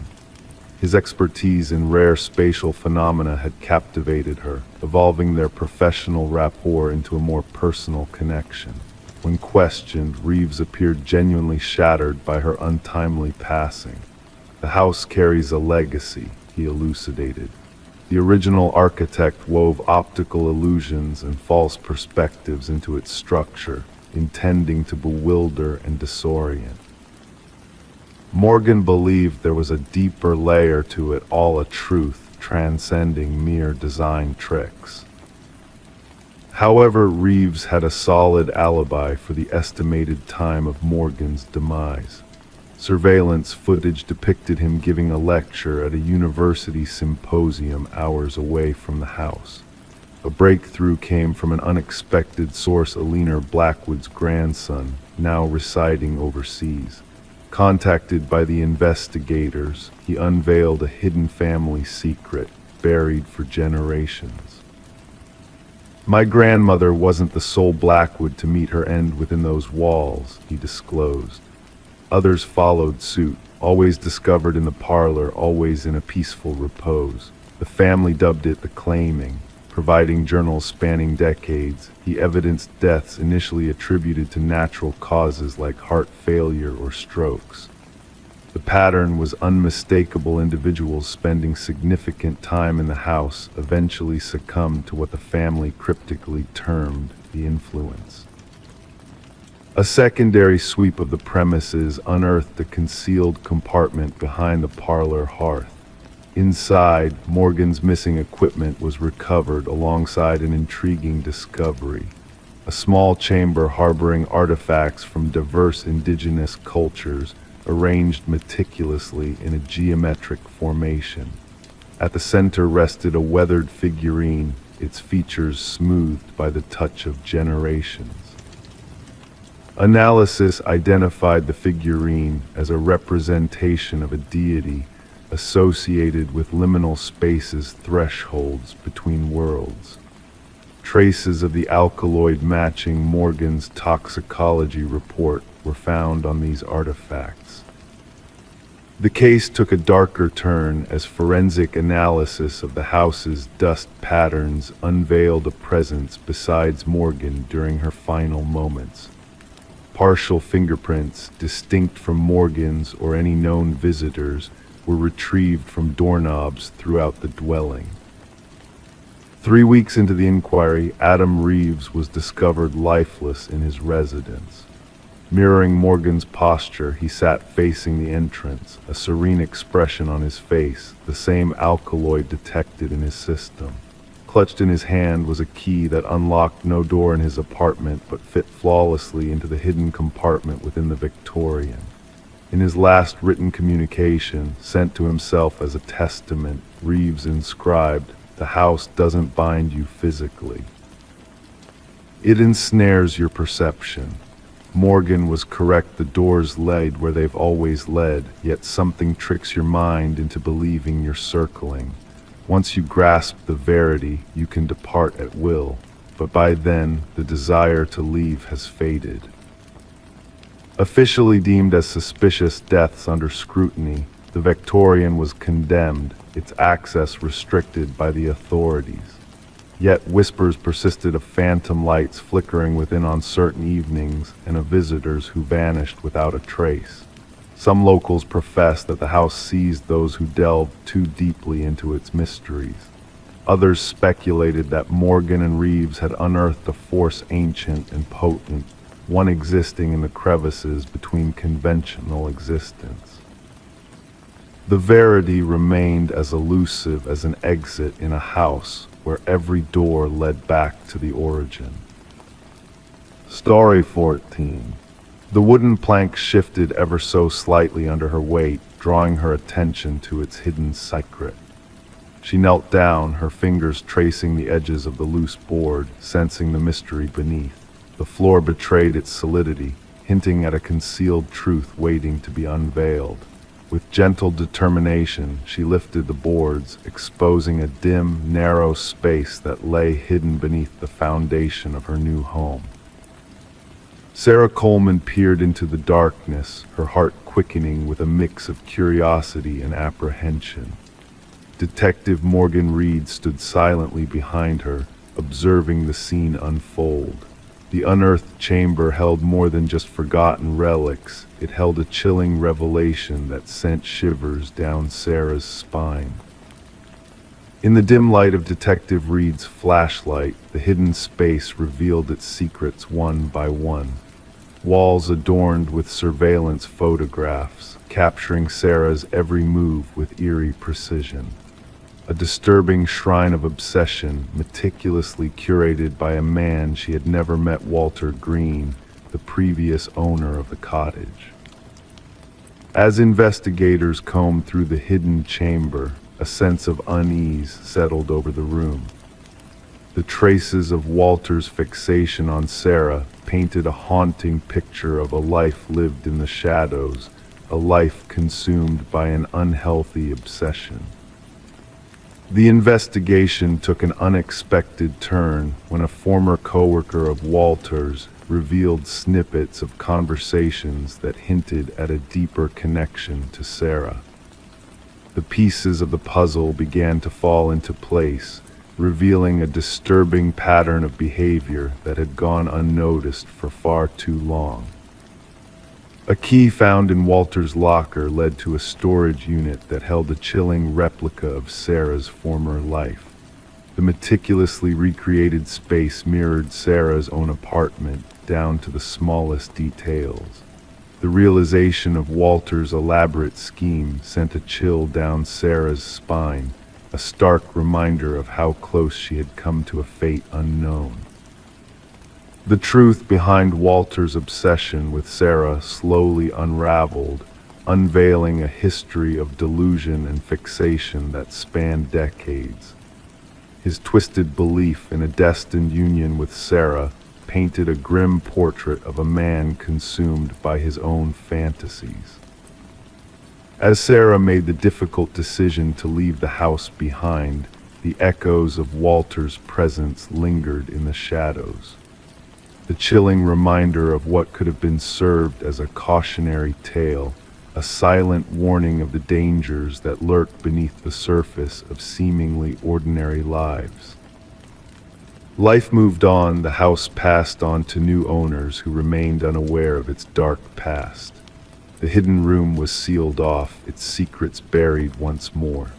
But for those who knew the truth, the memory of the room beneath the floor remained a haunting reminder of the fragile line between safety and danger, between reality and the chilling unknown.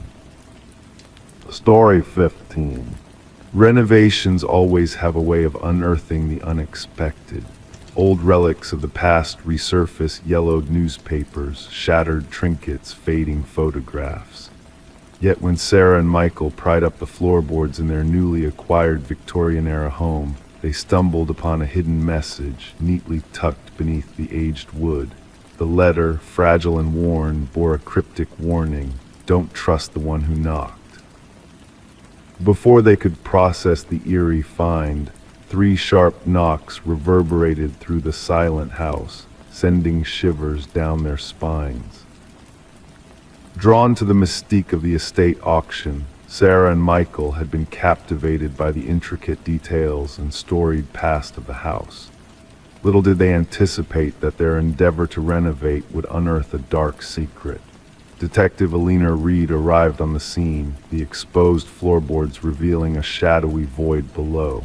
With weathered hands accustomed to sifting through evidence, she gingerly retrieved the note, already tainted by the couple's touch of contamination inevitable. As Reed delved into the unfolding mystery, the couple recounted the chilling sound of knocking. Background checks on Sarah and Michael yielded no red flags, just a pair of newlyweds with solid reputations. However, the house bore a more intricate history. Once the abode of the Hargrove family for generations, it had sat empty since the passing of the last inhabitant, the reclusive widow Margaret Hargrove. Neighbors painted a picture of a solitary yet amiable woman with no known adversaries. The circumstances surrounding her demise seemed unremarkable natural causes, the official verdict. Yet an unsettling aura lingered. Forensic analysis dated the cryptic note back 2 decades, its script bearing traces of unease, hinting at urgency or fear. At the time, Margaret would have been in her 60s, living with her late husband, Franklin. Reed's investigation expanded, unearthing nuggets of information from county archives and former acquaintances of the Hargroves.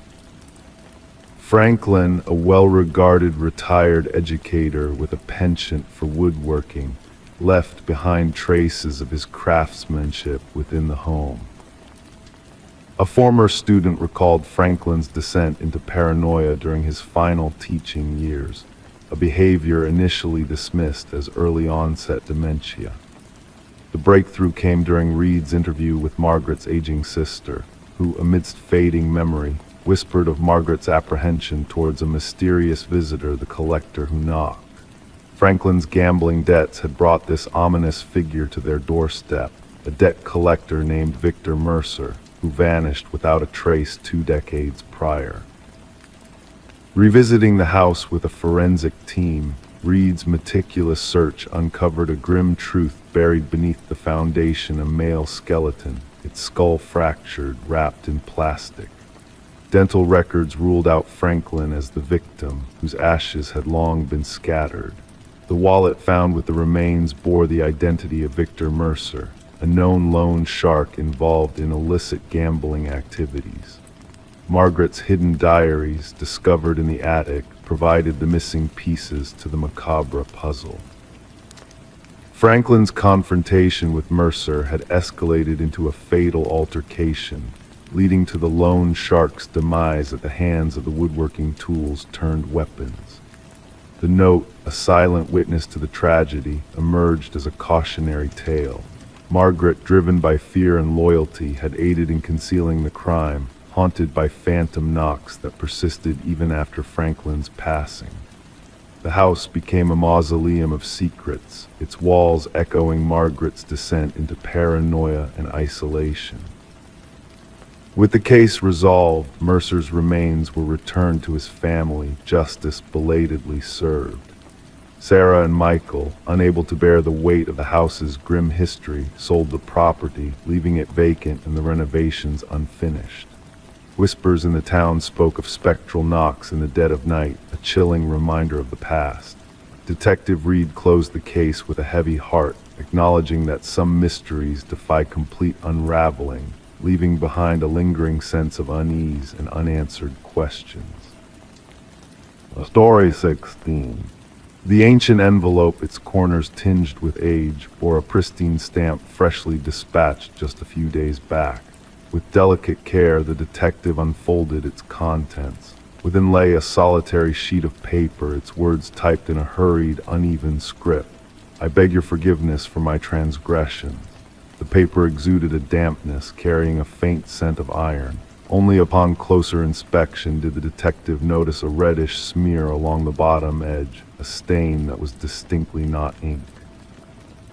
With practiced precision, Detective Sarah Morgan secured the letter in an evidence bag, her gloved hands treating it with meticulous care.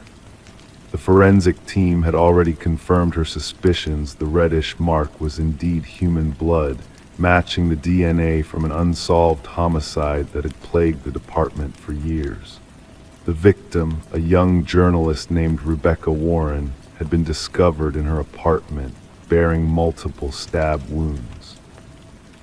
Her laptop was missing, her notes strewn across the floor, hinting that the attack might be linked to an investigative piece she was pursuing. Despite countless interviews and exhaustive hours of inquiry, the case had remained cold. And now this mysterious letter had found its way to the police headquarters, simply addressed to Homicide Division. The paper and envelope revealed minimal fingerprints, only faint smudges indicating the sender likely wore gloves. The postmark, however, offered a glimmer of hope, a tangible light after months of stagnation. Morgan summoned her team to the briefing room, where the walls were adorned with images of crime scenes, timelines, and suspect profiles that had led nowhere. Pinning the letter front and center, she declared, "This changes everything. Our perpetrator shows remorse." Detective James Chen, Morgan's longtime partner on the case, scrutinized the letter. "Or perhaps they wish to deceive us into believing so," he countered. "The blood could be a theatrical touch, a means to mock us." The forensics team traced the unique typewriter impression to a model long out of production, a rarity but not beyond reach. They set out to contact antique dealers and collectors across the region. As the investigation gained momentum, they delved deeper into Rebecca's life. Her editor portrayed her as relentless, dedicated to uncovering corruption. Her recent assignment involved probing into a wealthy family entangled in local politics. With the family patriarch's recent passing, disputes over the inheritance and accusations of manipulation among siblings had surfaced. The detectives revisited Rebecca's boyfriend, Michael Barnes. In their initial conversation months earlier, he had seemed shattered, providing a solid alibi. But now, with the incriminating letter in hand, subtle shifts in his demeanor caught their attention, furtive glances, a tremor in his hands. Rebecca mentioned feeling followed, he confessed during the latest interrogation. "I dismissed her concerns as paranoia due to her investigation. I should have heeded her warnings." While the detectives pursued this lead, a second letter materialized. Same typewriter, same bloodstains. This time the message was more detailed. She unearthed too much about the family. About the inheritance, about the patriarch's demise. "I never intended for things to escalate to that extent." The trail led them to the mansion of the deceased patriarch, where they interviewed the eldest son, Richard. Among his collection of antiques were several vintage typewriters. His explanations regarding them seemed rehearsed, overly polished. A breakthrough emerged when microscopic fibers on the envelopes matched custom stationery exclusive to the family's youngest daughter, Alina. Under scrutiny, Alina disclosed that Richard had borrowed her stationery a month prior. A search of Richard's residence unveiled a concealed chamber containing articles about Rebecca, surveillance imagery, and a vintage typewriter identical to the one used for the letters. Blood analysis confirmed it belonged to Rebecca. The unexpected twist came with the revelation of a connection between Richard and Michael. Financial records revealed substantial transfers from Richard to Michael in the weeks leading up to Rebecca's murder. Confronted, Michael broke down. She discovered evidence of Richard poisoning his father to expedite his inheritance, he confessed. "I informed Richard of her findings, hoping to scare her off the trail. I never anticipated he would resort to murder." The final puzzle piece slotted into place when Alina presented a covert recording. Captured in secret, the dialogue between Richard and Michael discussed how to handle Rebecca. Richard's voice was unmistakable. She must be silenced permanently. Richard was apprehended while attempting to flee.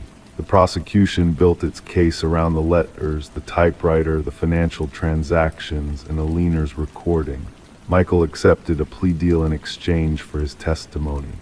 Throughout the trial, Richard maintained his innocence, asserting Michael acted independently and framed him. However, the evidence was overwhelming. The jury's deliberation lasted less than a day before rendering a guilty verdict. As Richard was escorted away in restraints, Detective Morgan approached Rebecca's parents in the courtroom. Though no words could resurrect their daughter, the conviction brought a semblance of closure.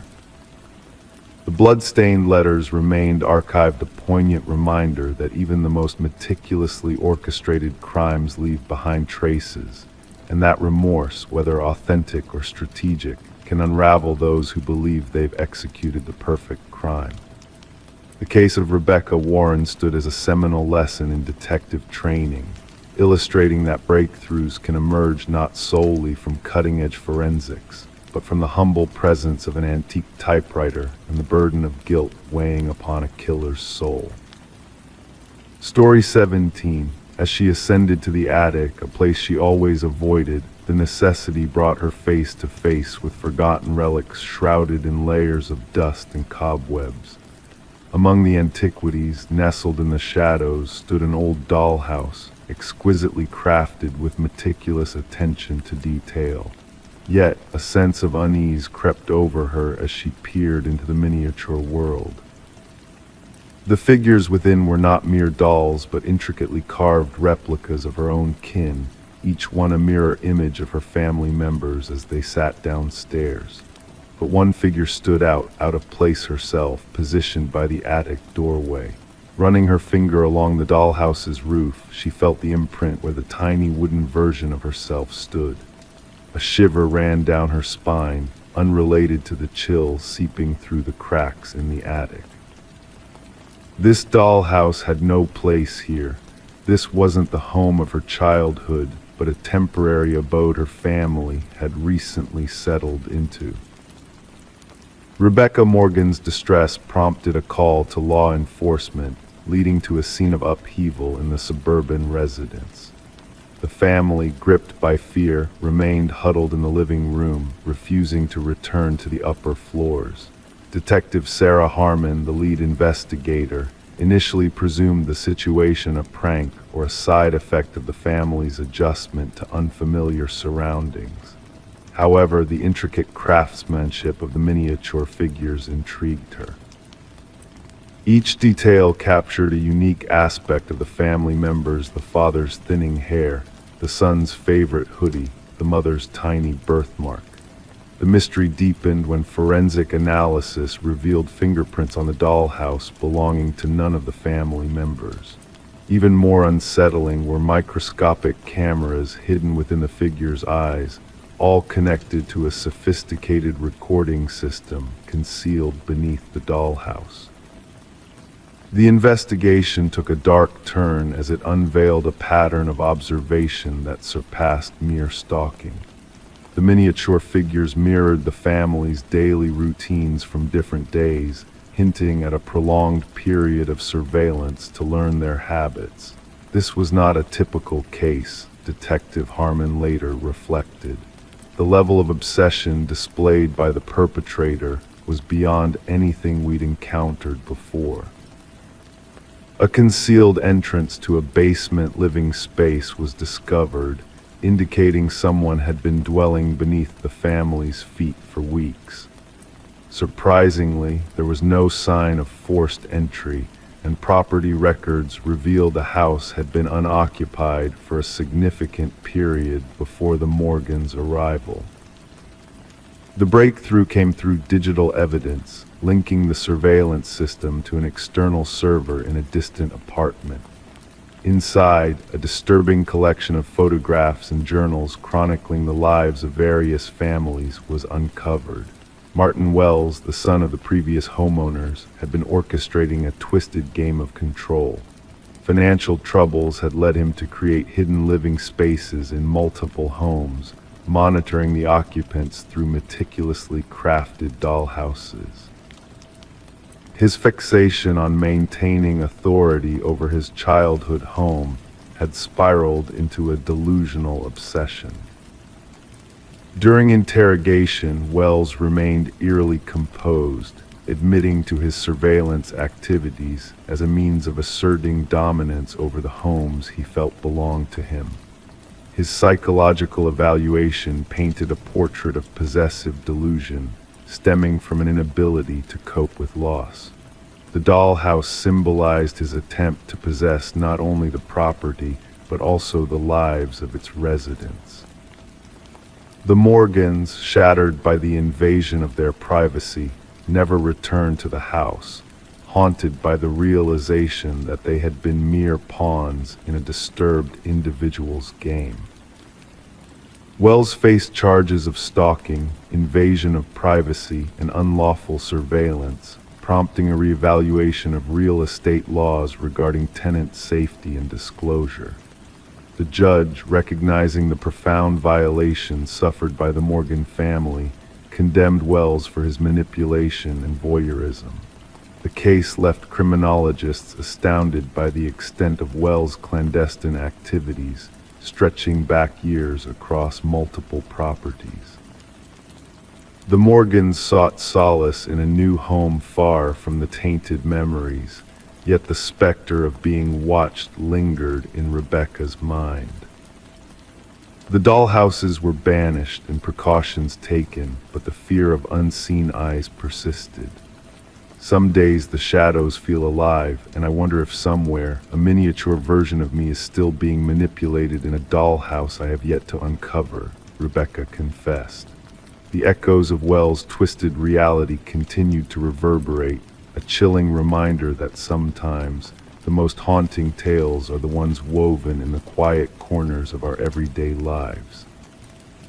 Story 18.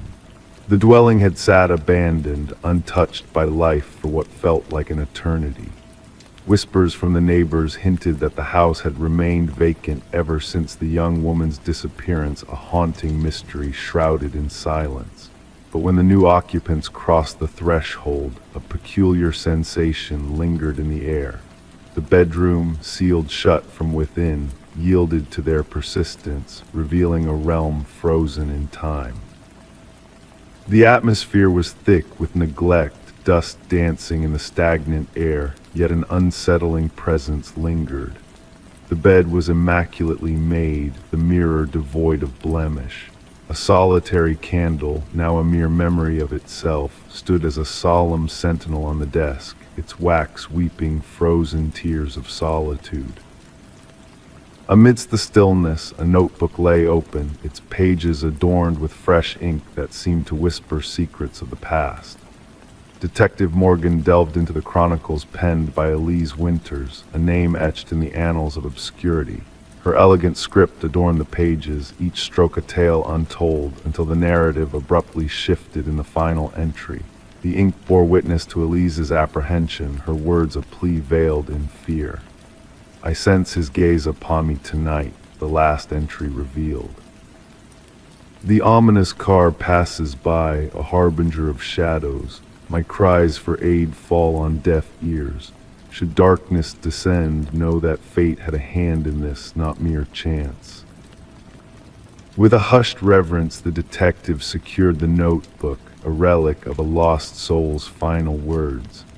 The room exhaled a faint scent of dust intermingled with an elusive chemical essence, a haunting echo of the past. The landlord lingered at the threshold, a ghostly figure with pallid features, haunted by the revelations unfolding before his eyes.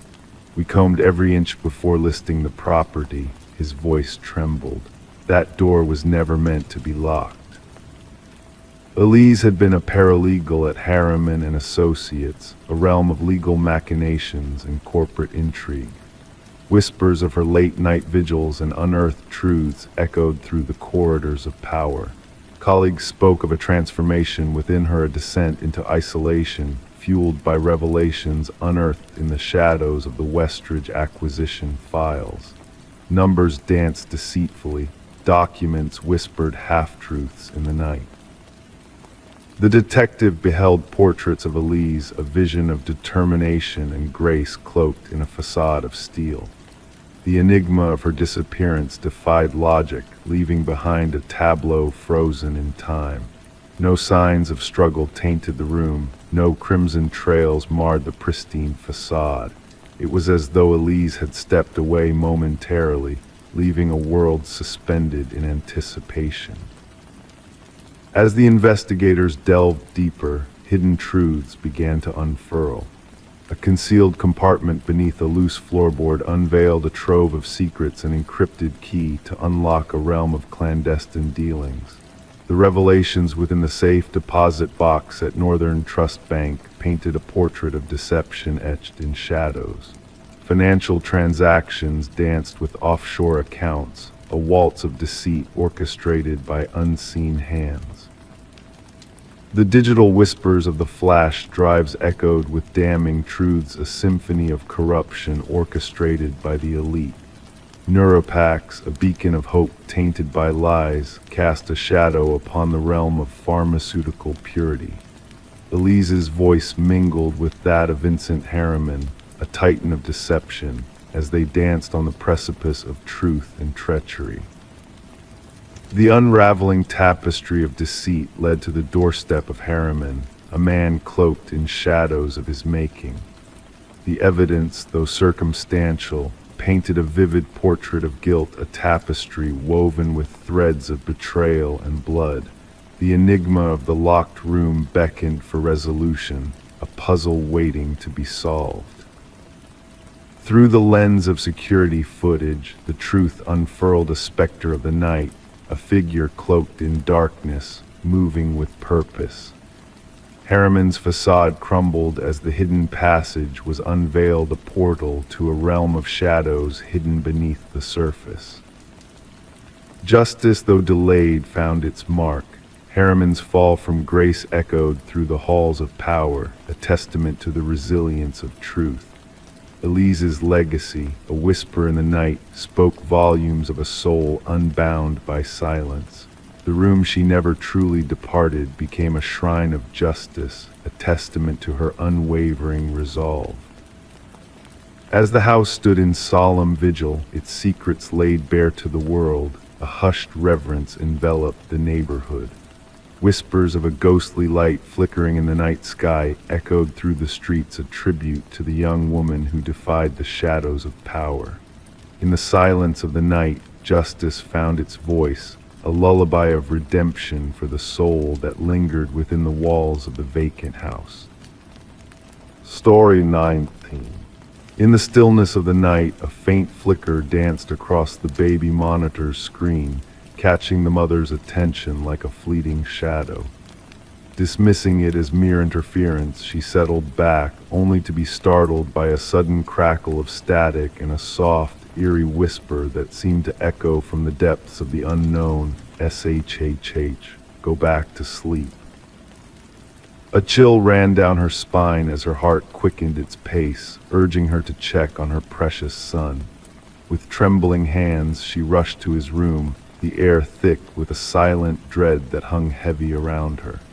But as she flung open the door, her worst fears materialized. The crib stood empty, a void where her baby should have been nestled in peaceful slumber. Panic clawed at her chest as she scanned the room, desperate for any sign of her child.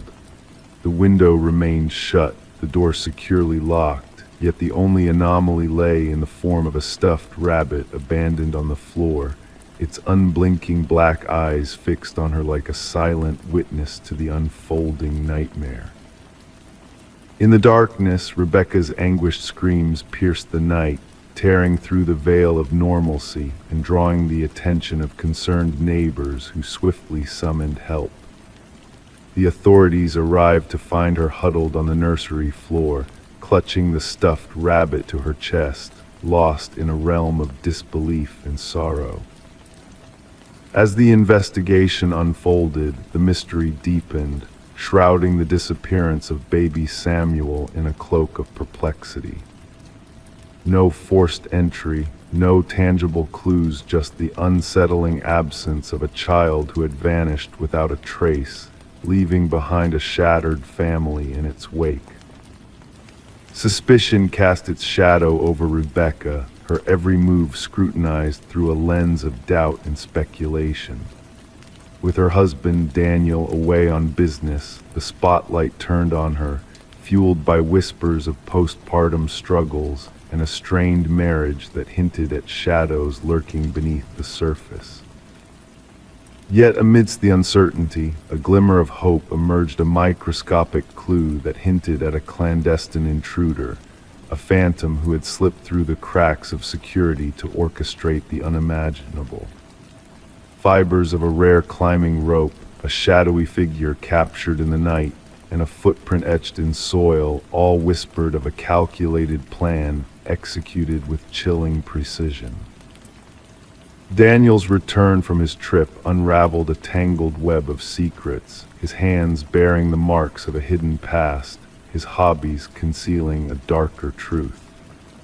As the pieces fell into place, a sinister portrait emerged, a man entangled in a web of deceit, his motives veiled in shadows that obscured the line between love and greed.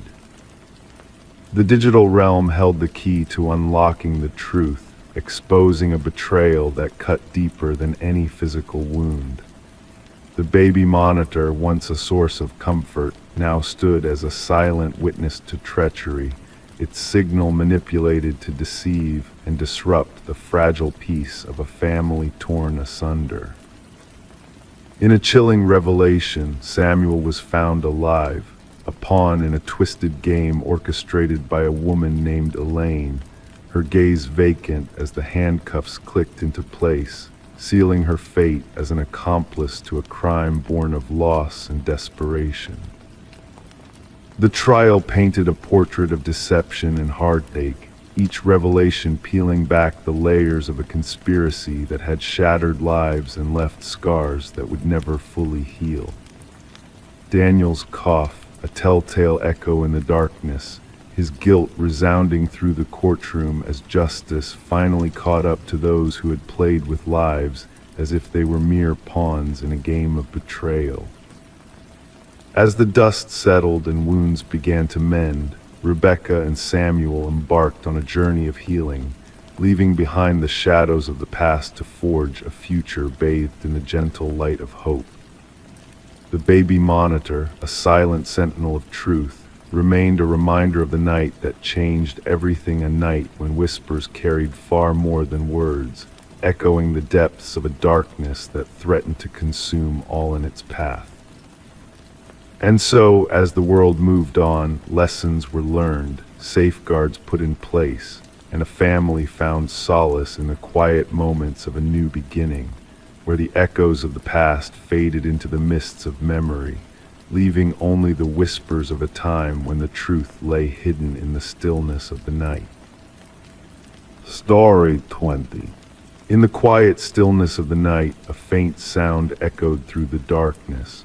It wasn't just any sound, it was a pocket dial, a connection to the unknown. Static and muffled noises filled the line, almost lost in the vast expanse of the operator's world. At first, it seemed insignificant, a mere glitch in the cosmic symphony of life. But then a voice pierced through the chaos, a voice trembling with fear and urgency.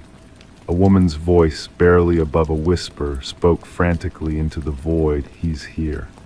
And then, as suddenly as it had appeared, the voice vanished, leaving behind a haunting silence that lingered in the air like a ghostly whisper. The number traced back to an empty house, a forgotten relic of the past, standing in solemn silence as if holding onto secrets long buried. The house had been abandoned for years, its walls steeped in memories of a family long gone. There were no signs of forced entry, no disturbances in the dust that coated every surface. In the dim light of the moon, Detective Morgan Reed stood in the kitchen of the abandoned house, her gaze fixed on the phone that lay on the counter, its screen glowing faintly in the darkness. The call had been made mere minutes ago, yet the house remained untouched, frozen in time. Pressing the playback button for the 5th time, Morgan listened to the recording, each word a chilling reminder of the inexplicable mystery that lay before her. The voice on the other end of the line, desperate and terrified, seemed to beckon from beyond the grave, a presence that defied logic and reason. The house had once belonged to the Sullivan family, a family torn apart by tragedy. A fire had ravaged the West Wing, forcing them to flee, leaving behind a shell of a home haunted by memories of what once was. The caretaker, an old man with tired eyes and a heart heavy with secrets, swore that no one had set foot in the house for years. "Background check on the number," Morgan's voice cut through the silence, breaking the spell that hung over the empty rooms. Her partner, Detective Walsh, nodded solemnly, his gaze fixed on the phone in the evidence bag. "Registered to Catherine Sullivan, the daughter. She passed away 3 years ago in a car accident." The pieces of the puzzle refused to fit together, each fragment leading to more questions than answers. A dead woman's phone making calls from an abandoned house, how could it be? The phone sat on the counter, a silent witness to a truth that eluded even the keenest minds. The forensic team scoured the house, searching for clues in the shadows that danced along the walls. They found nothing of significance, no fingerprints on the device except for faint smudges that offered no solace. The doors remained locked, the windows sealed shut, as if guarding a secret too dark to be revealed. And so the recording became the heart of their investigation, a riddle wrapped in static and whispers. Those 11 seconds of sound, of breath and fear, held the key to a mystery that defied explanation. Voice analysis confirmed what they already suspected: the voice belonged to Catherine Sullivan, with a certainty that sent shivers down their spines. As they delved deeper into Catherine's past, interviewing those who had known her, a chilling portrait began to emerge. Her father, now a shadow of his former self, could offer no insight. Her mother, a woman haunted by loss, wept at the sound of her daughter's voice, a voice from beyond the grave. But it was Catherine's boyfriend, Mark Jennings, who held the key to the truth. A man with a past shrouded in darkness, his alibi for the night of the call seemed airtight, and yet the pieces refused to align, the shadows of doubt creeping ever closer. It was when Catherine's mother made a discovery, a journal hidden among her daughter's belongings, that the truth began to unravel. The journal spoke of a love turned sour, of a relationship poisoned by control and fear. In the final entry, Catherine's words echoed with a chilling certainty: "If anything happens to me, it wasn't an accident." Confronted with the evidence, Mark's facade crumbled, his lies laid bare in the harsh light of truth. But still, he denied any wrongdoing, his words a desperate attempt to cling to a reality that was slipping through his fingers like sand. And then a breakthrough: a buried phone, unearthed from the depths of the earth, its secrets laid bare for all to see. Deleted texts told a story of betrayal and violence, of a life cut short by the hands of someone she once loved. The truth, long buried beneath layers of deception, finally came to light. As the pieces of the puzzle fell into place, a chilling realization dawned on Morgan and Walsh. Mark Jennings was not just a man with blood on his hands, he was a predator, a wolf in sheep's clothing, preying on the vulnerable and the voiceless. The trial was swift, the verdict unanimous. Mark Jennings was found guilty of first-degree murder, his crimes laid bare for all to see. And as justice was served, a sense of closure washed over those who had been touched by Catherine's story, a story of love and betrayal, of fear and redemption. The phone from the abandoned house now rests in the evidence locker, a silent reminder of a life cut short by violence and deceit. Sometimes, in the stillness of the night, officers swear they hear it ring, a ghostly echo of a voice long gone. But Catherine's story lives on, not as a tale of ghosts and hauntings, but as a testament to the resilience of the human spirit, to the power of a voice that refuses to be silenced. In the end, it was not the ghostly whispers or the static on the line that brought justice, it was the courage of a woman who refused to be forgotten, who spoke from beyond the grave to ensure that her voice would never be silenced again. Story 21: The Whispering House. She felt a sudden urge to transform the nursery before the little one's arrival, a desire to repaint the faded blue walls that held silent tales of years gone by.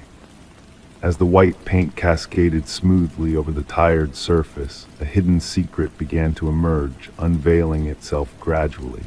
Letters, barely discernible at first, gradually sharpened into focus, forming a message etched beneath the surface of the wall.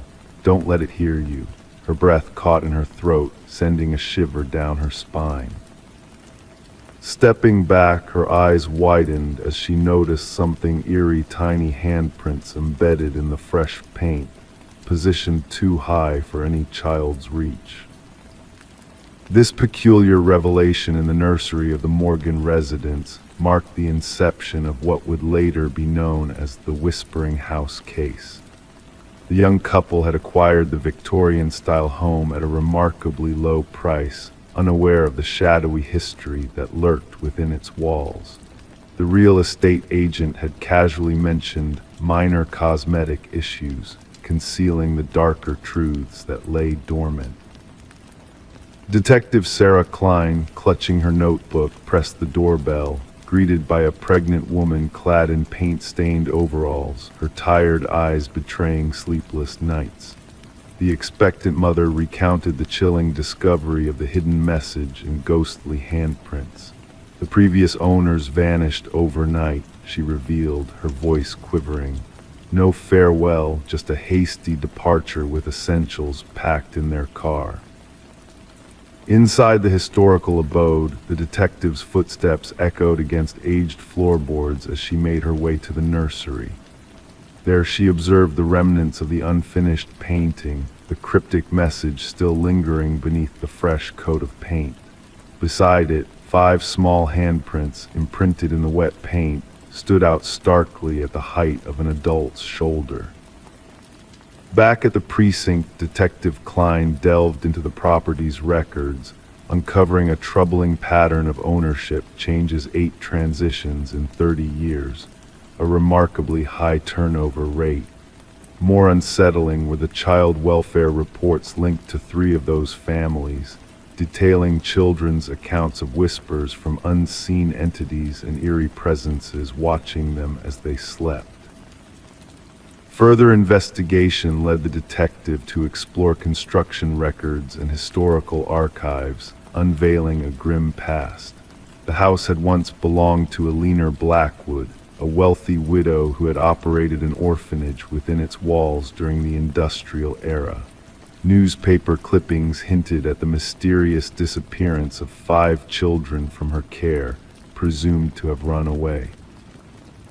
When Eleanor's life ebbed away, renovators stumbled upon a sealed room hidden behind the nursery wall, containing remnants of children's belongings: tiny shoes, toys, and clothing, but no bodies. The enigma faded into obscurity, buried in dusty archives. Interviews with former residents unveiled a haunting continuum of strange events, a recurring narrative of toys shifting inexplicably, echoes of childish laughter reverberating through empty corridors, and spontaneous crayon drawings materializing on walls. Most dismissed these occurrences as figments of imagination until the ominous inscriptions surfaced during repainting endeavors. A forensic linguist's analysis tied the cryptic messages to Eleanor Blackwood's handwriting, while the identical handprints, despite varying occupants, defied rational explanation. The investigation took a morbid turn when ground-penetrating radar revealed anomalies beneath the basement floor: 5 distinct shapes, reminiscent of child-sized entities. Beneath the concrete lay a grim revelation: 5 sets of remains arranged in a macabre circle, affirming the tragic fate of the missing children from Eleanor's era. Each child bore a pendant engraved with their name, dispelling the myth of their supposed escape. In a bid to unravel the lingering mysteries, luminol was sprayed throughout the nursery, unveiling a spectral display of handprints adorning every wall, invisible to the naked eye. Hundreds of imprints, in a desperate attempt to escape, painted a haunting tableau of despair. Eliner's diaries, salvaged from county archives, exposed her macabre intent. She sought to harness the life force of orphaned children, entombing them within the hidden chamber to prolong her own existence. The children's scratched warnings on the walls served as a final plea for justice, a faint echo across time. With the closure of the case came the solemn burial of the 5 victims, their names finally etched into history as innocent souls lost to a malevolent scheme. The house stood desolate, its new occupants refusing to set foot within its walls again. As Detective Klein concluded her final report, a sense of unresolved unease lingered, a spectral presence that transcended physical confines. The nursery walls, demolished during the cleansing process, echoed with phantom whispers, driving away even the hardiest of workers at day's end. The condemned house became a relic of bygone horrors, another enigma consigned to dusty archives, a testament to closure achieved, yet spiritual enigmas left unanswered. Amidst the fading echoes of the past, one photograph remained etched in the detective's memory, 5 luminol handprints glowing in the darkness, a poignant reminder that some crimes leave indelible imprints, impervious to the passage of time. Story 22, the aged library faced its imminent demise, its walls whispering tales of forgotten mysteries. As the workers neared completion of the demolition, a curious twist of fate unfolded. A laborer's clumsy step revealed a hidden latch within a dusty bookshelf. With a hushed click, the shelf swung open, unveiling a clandestine passage leading to a chamber untouched by time. The air within was heavy, pregnant with decades of silence. In that secret room, devoid of furniture save for a solitary chair bolted to the floor, a chilling message loomed on the wall, etched repeatedly, "I am still here." The construction foreman wasted no time and radioed for the authorities. What began as a routine task swiftly morphed into a dark enigma. Detective Morgan Walsh, a seasoned investigator with 2 decades of experience, arrived at the scene. His steady presence belied the unease that crept through the hidden chamber, illuminated by the beam of his flashlight. The walls bore the unsettling proclamation that seemed to resonate in the confined space. "Secure the area," Walsh commanded the officers, his voice echoing ominously. "No one disturbs a thing until forensics arrives." The library's history cast a haunting shadow over the unfolding mystery. It had once belonged to the esteemed Harrington family, renowned figures in the community who had gifted the edifice to the public following the inexplicable disappearance of their daughter, Rebecca. She had vanished without a trace during her final year of college, leaving behind only an abandoned car near the woods. Despite extensive searches and inquiries, her fate remained a puzzle.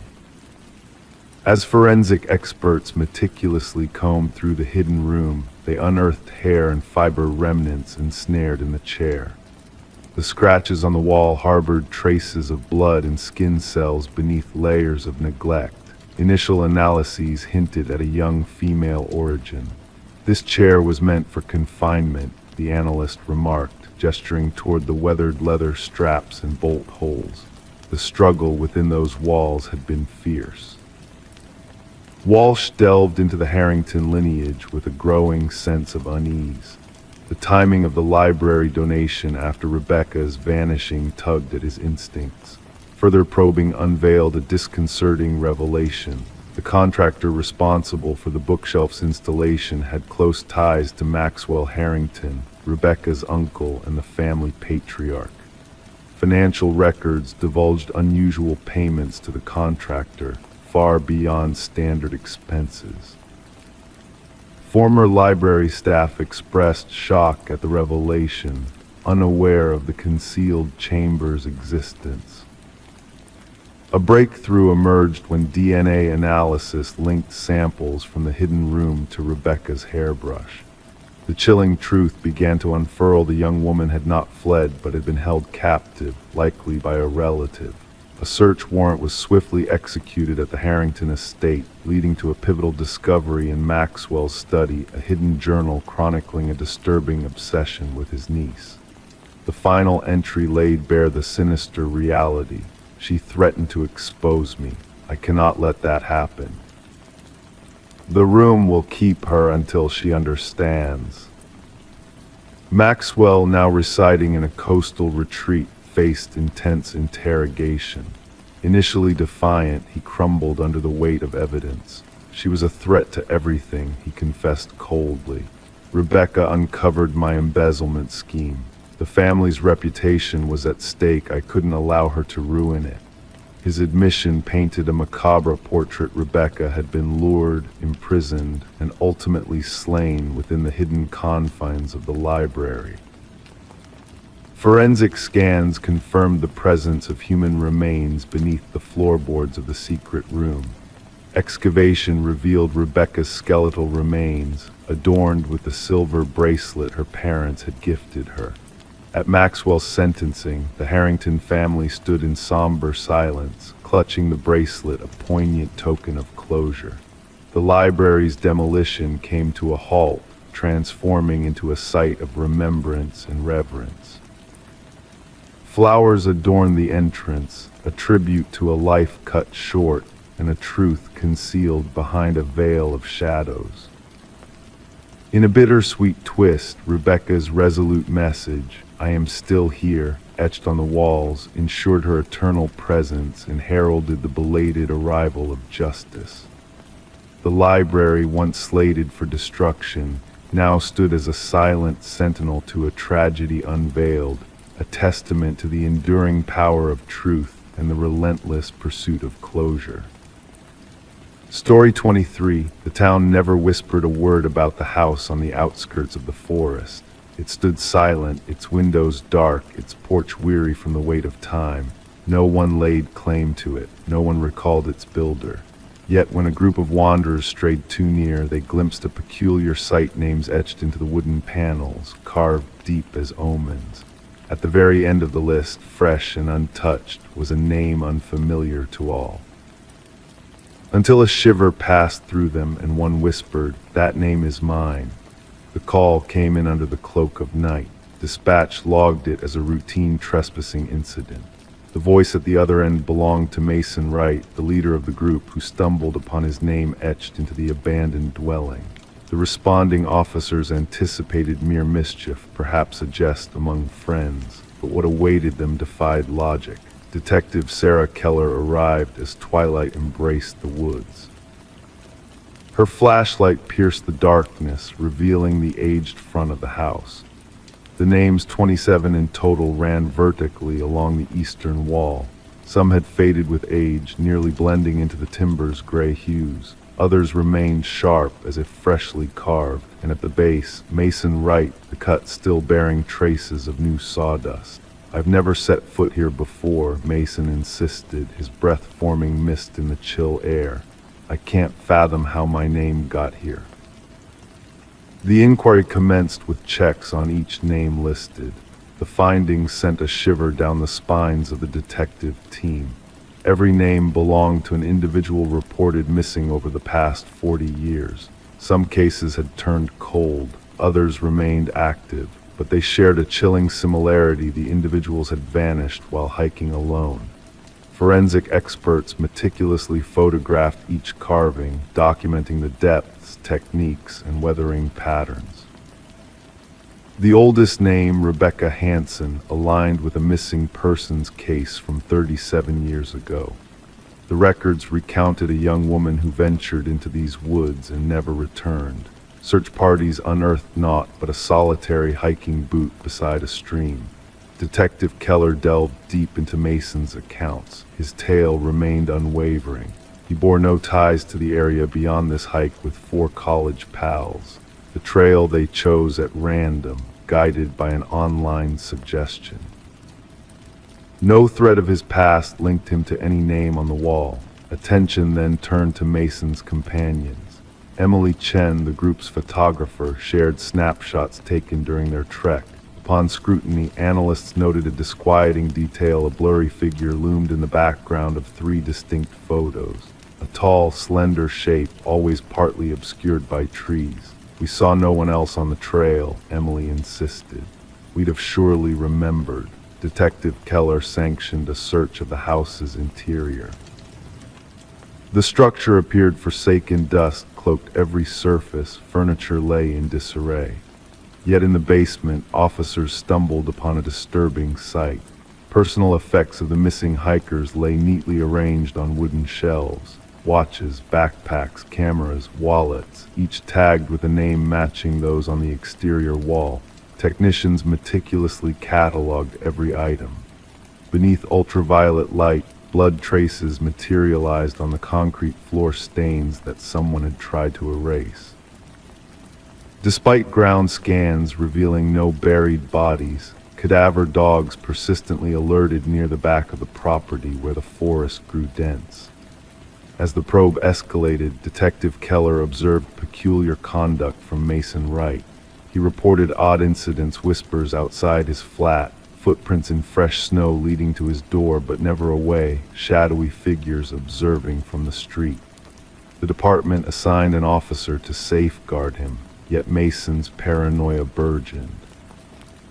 A breakthrough surfaced as researchers unearthed buried land records in county archives.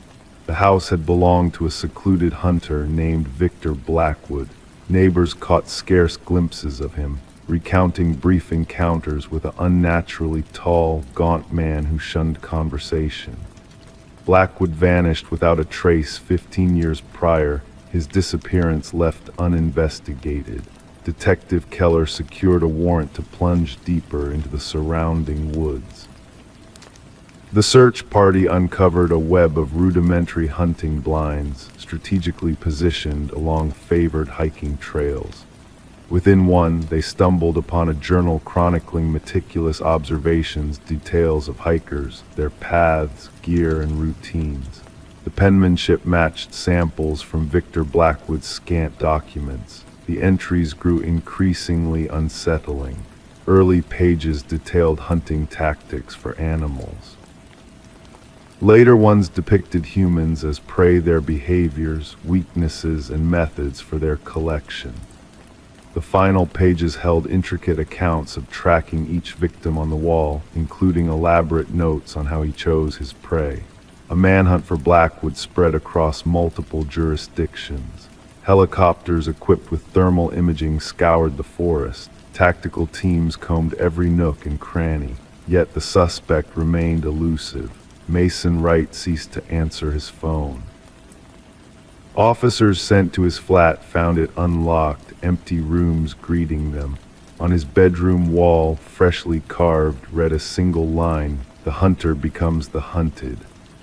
The search for Mason persisted fruitlessly.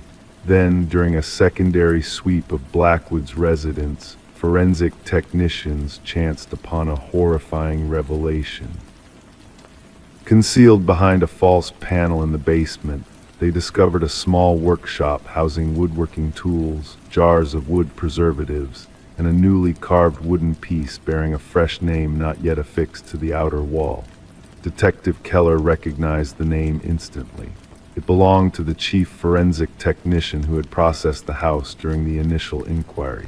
The technician had called in sick that morning, unreachable by phone. Authorities established a continuous watch perimeter around the house. Cameras monitored every approach. Motion sensors alerted to intrusions. The trap was set. 3 nights later, sensors screamed an alert. Surveillance footage captured a figure emerging from the woods, impossibly tall and slender, moving with an eerie grace. The figure advanced toward the house directly, seemingly unfazed by the surveillance. As tactical teams closed in, the cameras briefly lost signal. When they reconnected, the figure had vanished. The house remains under constant watch to this day. Mason Wright and the forensic technician never resurfaced. The investigation persists, with fresh resources allocated as similar vanishings surface in other wooded realms. The names on the wall have become lore among law enforcers. Some officers refuse to utter them. Others steer clear of the case entirely. And local hikers now steer clear of the house, fearing that acknowledging it might somehow add their names to that dreadful list, the names no voice dares to speak. Story 24. In the quiet stillness of the night, the new tenants of the Victorian-era house embarked on a journey they never anticipated. Michael and Sarah Klein, drawn to the charm of the old residence, found themselves at the mercy of a mystery hidden within its walls. It began innocently enough, with a simple water stain in the master bedroom. A yellowish discoloration on the floral wallpaper caught Sarah's eye, leading them down a path they never imagined. As they peeled back the layers, each revealing a piece of the past, they stumbled upon something unexpected: words etched in ink, repeating a name over and over again. Eleanor Winters, the name whispered from the wall, written in a frantic, uneven script that seemed to pulse with a hidden energy. Who was she, this mysterious Eleanor? The Kleins found themselves entangled in a web of curiosity and unease, their peaceful abode now tinged with a sense of foreboding. Late into the night, bathed in the soft glow of their laptop screen, they delved into the depths of the internet, seeking answers that remained elusive. The name Eleanor Winters led them to a missing persons case from decades past, shrouded in mystery and unanswered questions. As they unraveled the threads of the past, a chilling realization dawned upon them. The woman who had sold them the house, Margaret Cavendish, bore an uncanny resemblance to the missing Eleanor, a haunting connection that defied logic and reason, weaving a tapestry of intrigue and dread. Their once beloved home transformed into a battleground of secrets and lies as they dug deeper into the shadows that lurked within its walls. The layers they peeled back revealed not just the history of the house, but the fractured psyche of a woman long gone. Sarah's determination led them on a relentless pursuit of the truth, reaching out to previous homeowners and piecing together a puzzle that seemed unsolvable. Margaret Cavendish's disappearance mirrored Eleanor Winters' fate, blurring the lines between reality and illusion. With each revelation, the walls of the house whispered a tale of betrayal and obsession, a narrative written in ink and blood. The discovery of hidden identities and buried truths painted a portrait of a mind on the brink of madness, struggling to hold onto fragments of a shattered self. As the investigation unfolded, the Kleins found themselves at the center of a storm, their once idyllic home now a stage for a tragedy long buried. Ground-penetrating radar unearthed long-buried secrets, bringing the past crashing into the present with a force that could not be ignored. In the end, justice was served, but at a cost. The house that once held their dreams now stood as a monument to the darkness that dwelled within its walls. The names of Eleanor Winters and Margaret Cavendish echoed through the corridors, a haunting reminder of the price paid for uncovering the truth. And as the night descended upon the house, enveloping it in a shroud of silence, Michael and Sarah found solace in the knowledge that some mysteries are meant to remain buried, their secrets whispered only by the walls that hold them. Story 25. In a small town, a quaint coffee shop held secrets beyond the aroma of freshly brewed coffee. For years, a mysterious man known only as John Doe frequented the shop, blending into the background with his silent presence. His routine was as consistent as the sunrise: same table, same order, same enigmatic silence. The barista recognized his face, but his true identity remained a mystery to all.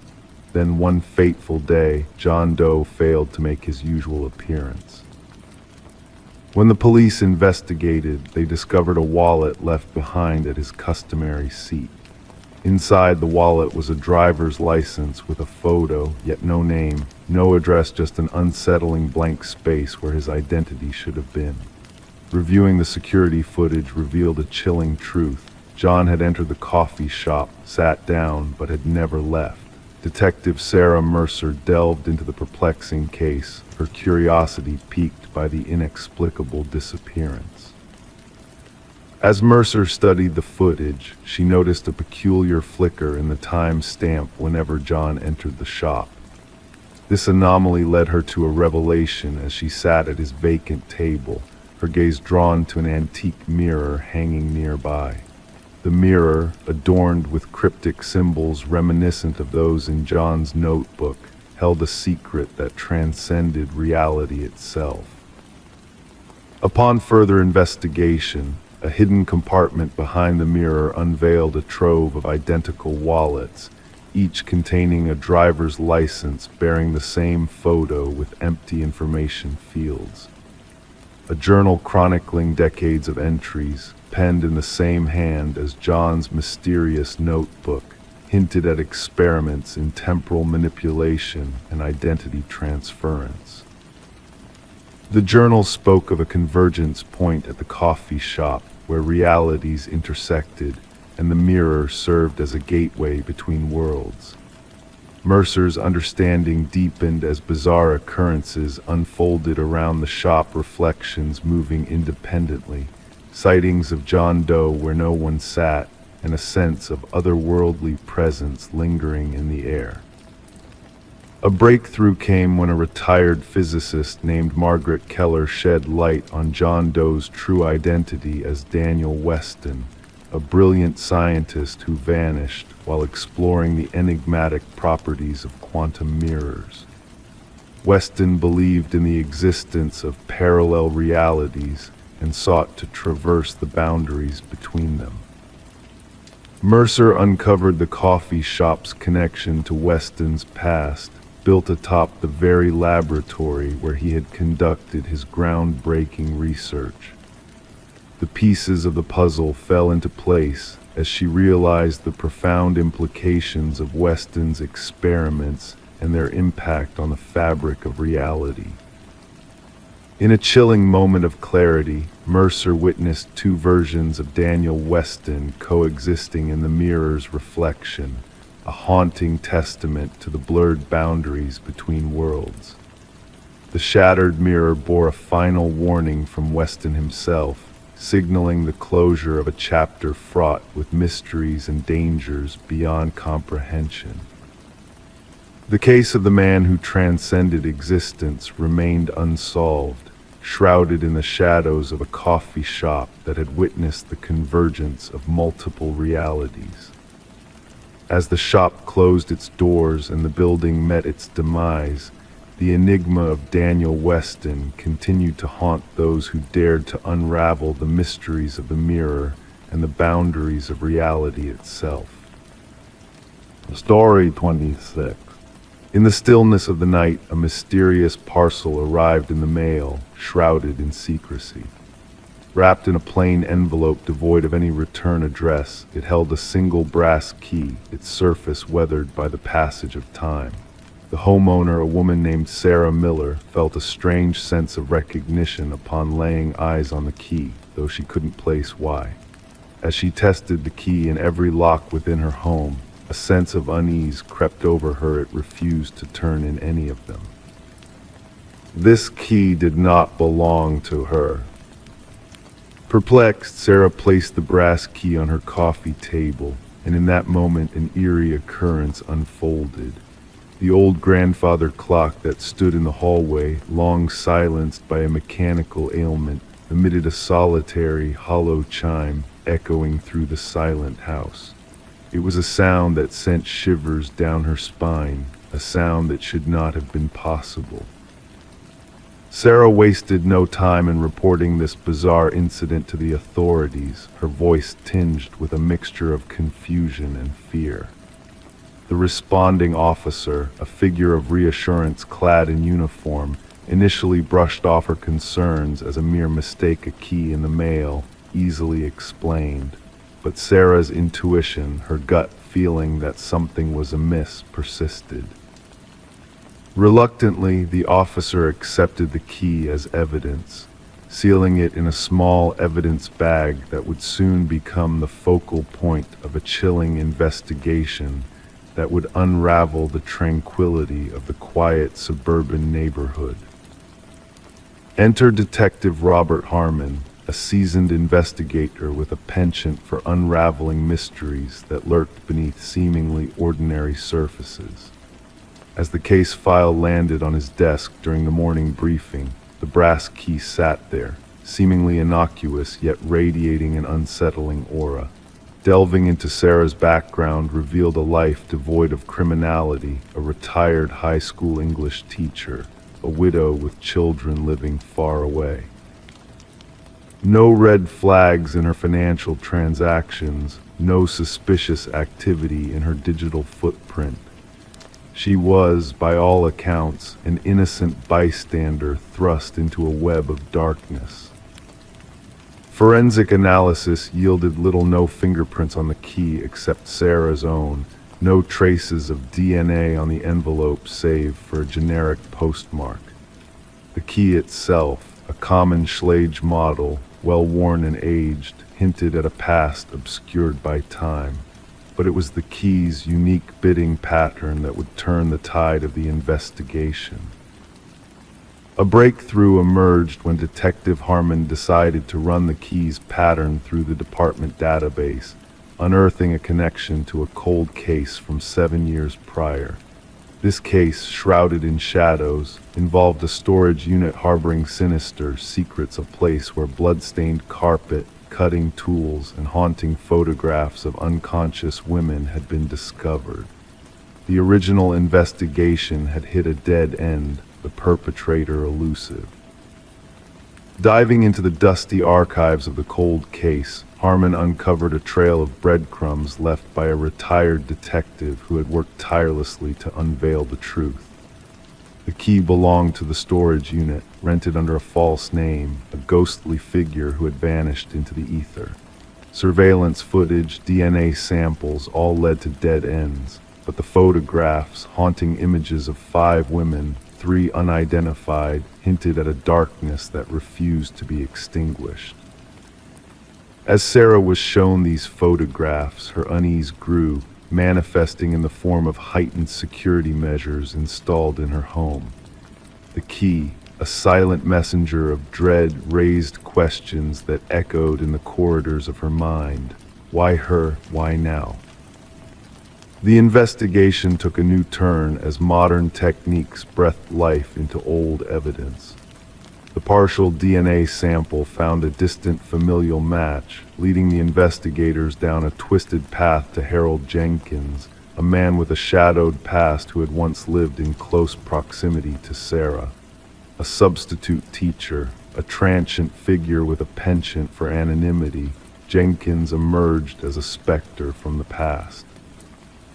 His trail, a patchwork of gaps and inconsistencies, led to a small cabin registered in his deceased mother's name. Beneath the floorboards, a hidden chamber unveiled a chilling truth, a trove of brass keys, each bearing a name and date, a macabre catalog of lives intertwined with horror.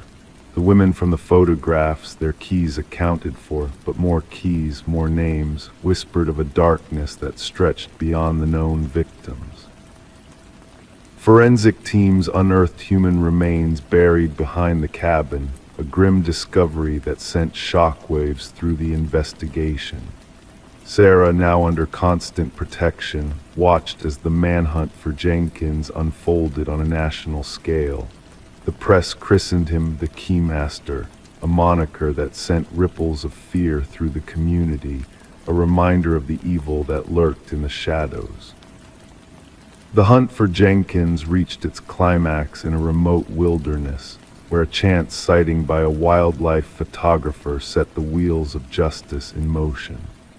Jenkins, cornered and desperate, chose to evade capture, retreating to a lofty tower where he made his final stand. Negotiations fell on deaf ears, and as the tower was breached, his lifeless form greeted the authorities, a twisted enigma whose secrets died with him. Beside his body lay a journal, a testament to his depravity, his obsession with Sarah laid bare in ink. The key, a symbol of his twisted desires, a token of his malevolence. The investigation uncovered a trail of horror, a legacy of pain and suffering etched in the annals of time. The aftermath brought closure to families long haunted by the specter of the missing, yet it left scars that would never fully heal. Sarah, forever changed by the brush with darkness, could not return to the home that had become a battleground of fear. And as the brass keys sat in silent testimony in an evidence locker, they whispered a chilling truth that behind every ordinary facade, a darkness may lurk, unseen and waiting to be unlocked. Story 27. The apartment had sat in silence for months, a dormant space waiting to reveal its secrets. The new tenants, weary from the weight of moving, anticipated nothing more than layers of dust and perhaps a few forsaken relics left behind. Yet as they explored their new abode, one door stood defiantly closed, refusing to yield to their curiosity. It was a humble closet, but its stubborn lock hinted at a concealed mystery, a story untold. When the landlord finally intervened, coercion gave way to revelation. The door swung open, unveiling not mere clutter or discarded belongings, but a scene of eerie significance. The walls bore witness to a silent struggle, etched deeply with uneven, desperate scratches that spoke of confinement and fear. In the corner lay an antiquated flip phone, its screen frozen in time, casting a faint glow that illuminated a single, unread message. Detective Morgan Shaw, a seasoned investigator with a keen intuition, felt a chill dance down her spine as she surveyed the unsettling tableau before her. It wasn't the absence of blood or overt violence that unsettled her, but rather the haunting implications of those jagged marks, the silent cries for help, the futile resistance against an invisible oppressor. "We need forensics on site immediately," she instructed her partner, Officer Reed, who diligently documented the haunting evidence before them. "And fetch me the records of the previous tenants." The message on the phone, stark in its simplicity, bore a weight that belied its brevity. "I know what you did." The landlord, a fidgety man with perpetually clammy hands, nervously recounted how the previous tenant had vanished without a trace, leaving behind unpaid rent and a cloak of mystery. "A young woman kept to herself," he muttered, eyes darting away from the closet as if drawn by an unseen force. "Never a bother." Forensic analysis uncovered a chilling truth hidden within the scratches, traces of blood, most belonging to a single individual identified as Emma Caldwell, a 28-year-old woman reported missing months prior.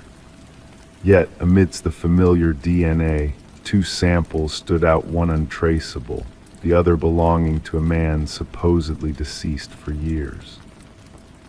"This defies all logic," Shaw pondered, studying the perplexing findings.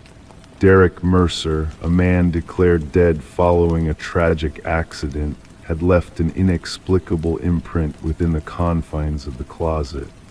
The pieces of the puzzle were scattered, waiting to be connected. Emma's apartment whispered of a life interrupted, a narrative of abandonment and looming shadows. Unanswered calls, a neglected coffee mug, a meticulously made bed all painted a portrait of a woman on the precipice of a vanishing act, her existence slipping through the cracks of normalcy. The sister mentioned a mysterious boyfriend, Officer Reed relayed, piecing together the fragmented details. No name, just whispers of intensity and secrecy. Surveillance footage captured a cryptic figure, obscured by a baseball cap and cloaked in shadows, trailing Emma into the building, a specter of menace lurking in the periphery. The revelation of partial fingerprints belonging to Derek Mercer on the closet's doorknob ignited a spark of understanding amidst the darkness. Shaw's deduction was clear: Mercer had orchestrated a macabre charade, a dance of deception and domination. As the tendrils of the investigation extended, a connection emerged: a missing woman, Lynette Porter, entwined in a web of deceit spun by Mercer. Her voice, frail and haunted, echoed tales of captivity and coercion, a harrowing testimony to Mercer's insidious machinations. Journals stained with obsession, photographs capturing fear-frozen faces, and videos documenting unspeakable horrors painted a portrait of a man consumed by a thirst for power and control. The manhunt traversed boundaries, a relentless pursuit of a shadowy predator whose hunger for suffering knew no bounds. Mercer's capture at a bus terminal marked the beginning of the end, a closure to a chapter shrouded in darkness and despair. During interrogation, Mercer's serene facade cracked, revealing a twisted rationale rooted in delusion and malice. His words, laced with a chilling calm, belied the storm raging within a storm of manipulation and malevolence. The trial unveiled a tapestry of deceit woven by Mercer, a master manipulator who reveled in the agony of his victims. Emma's fate, sealed within the confines of that closet, remained a haunting enigma, a tragedy etched in silent screams and unanswered pleas. As the gavel fell, delivering a sentence devoid of redemption, Mercer's smile lingered, a sinister echo of a mind untethered from empathy or remorse. Lynette Porter, a survivor of Mercer's twisted game, stood tall in the courtroom, a beacon of resilience amidst the wreckage. While he rots in darkness, I'll bask in the light, her voice rang with defiance, a testament to the indomitable spirit that transcends even the darkest of shadows. The legacy of the case reverberated through the halls of justice, reshaping investigative protocols and shining a light on the shadows that lurk within seemingly ordinary spaces. Detective Shaw, keeper of Emma's silent plea, bore witness to the resilience of the human spirit, a reminder that even in the darkest of nights, the flicker of hope endures, casting shadows into the light.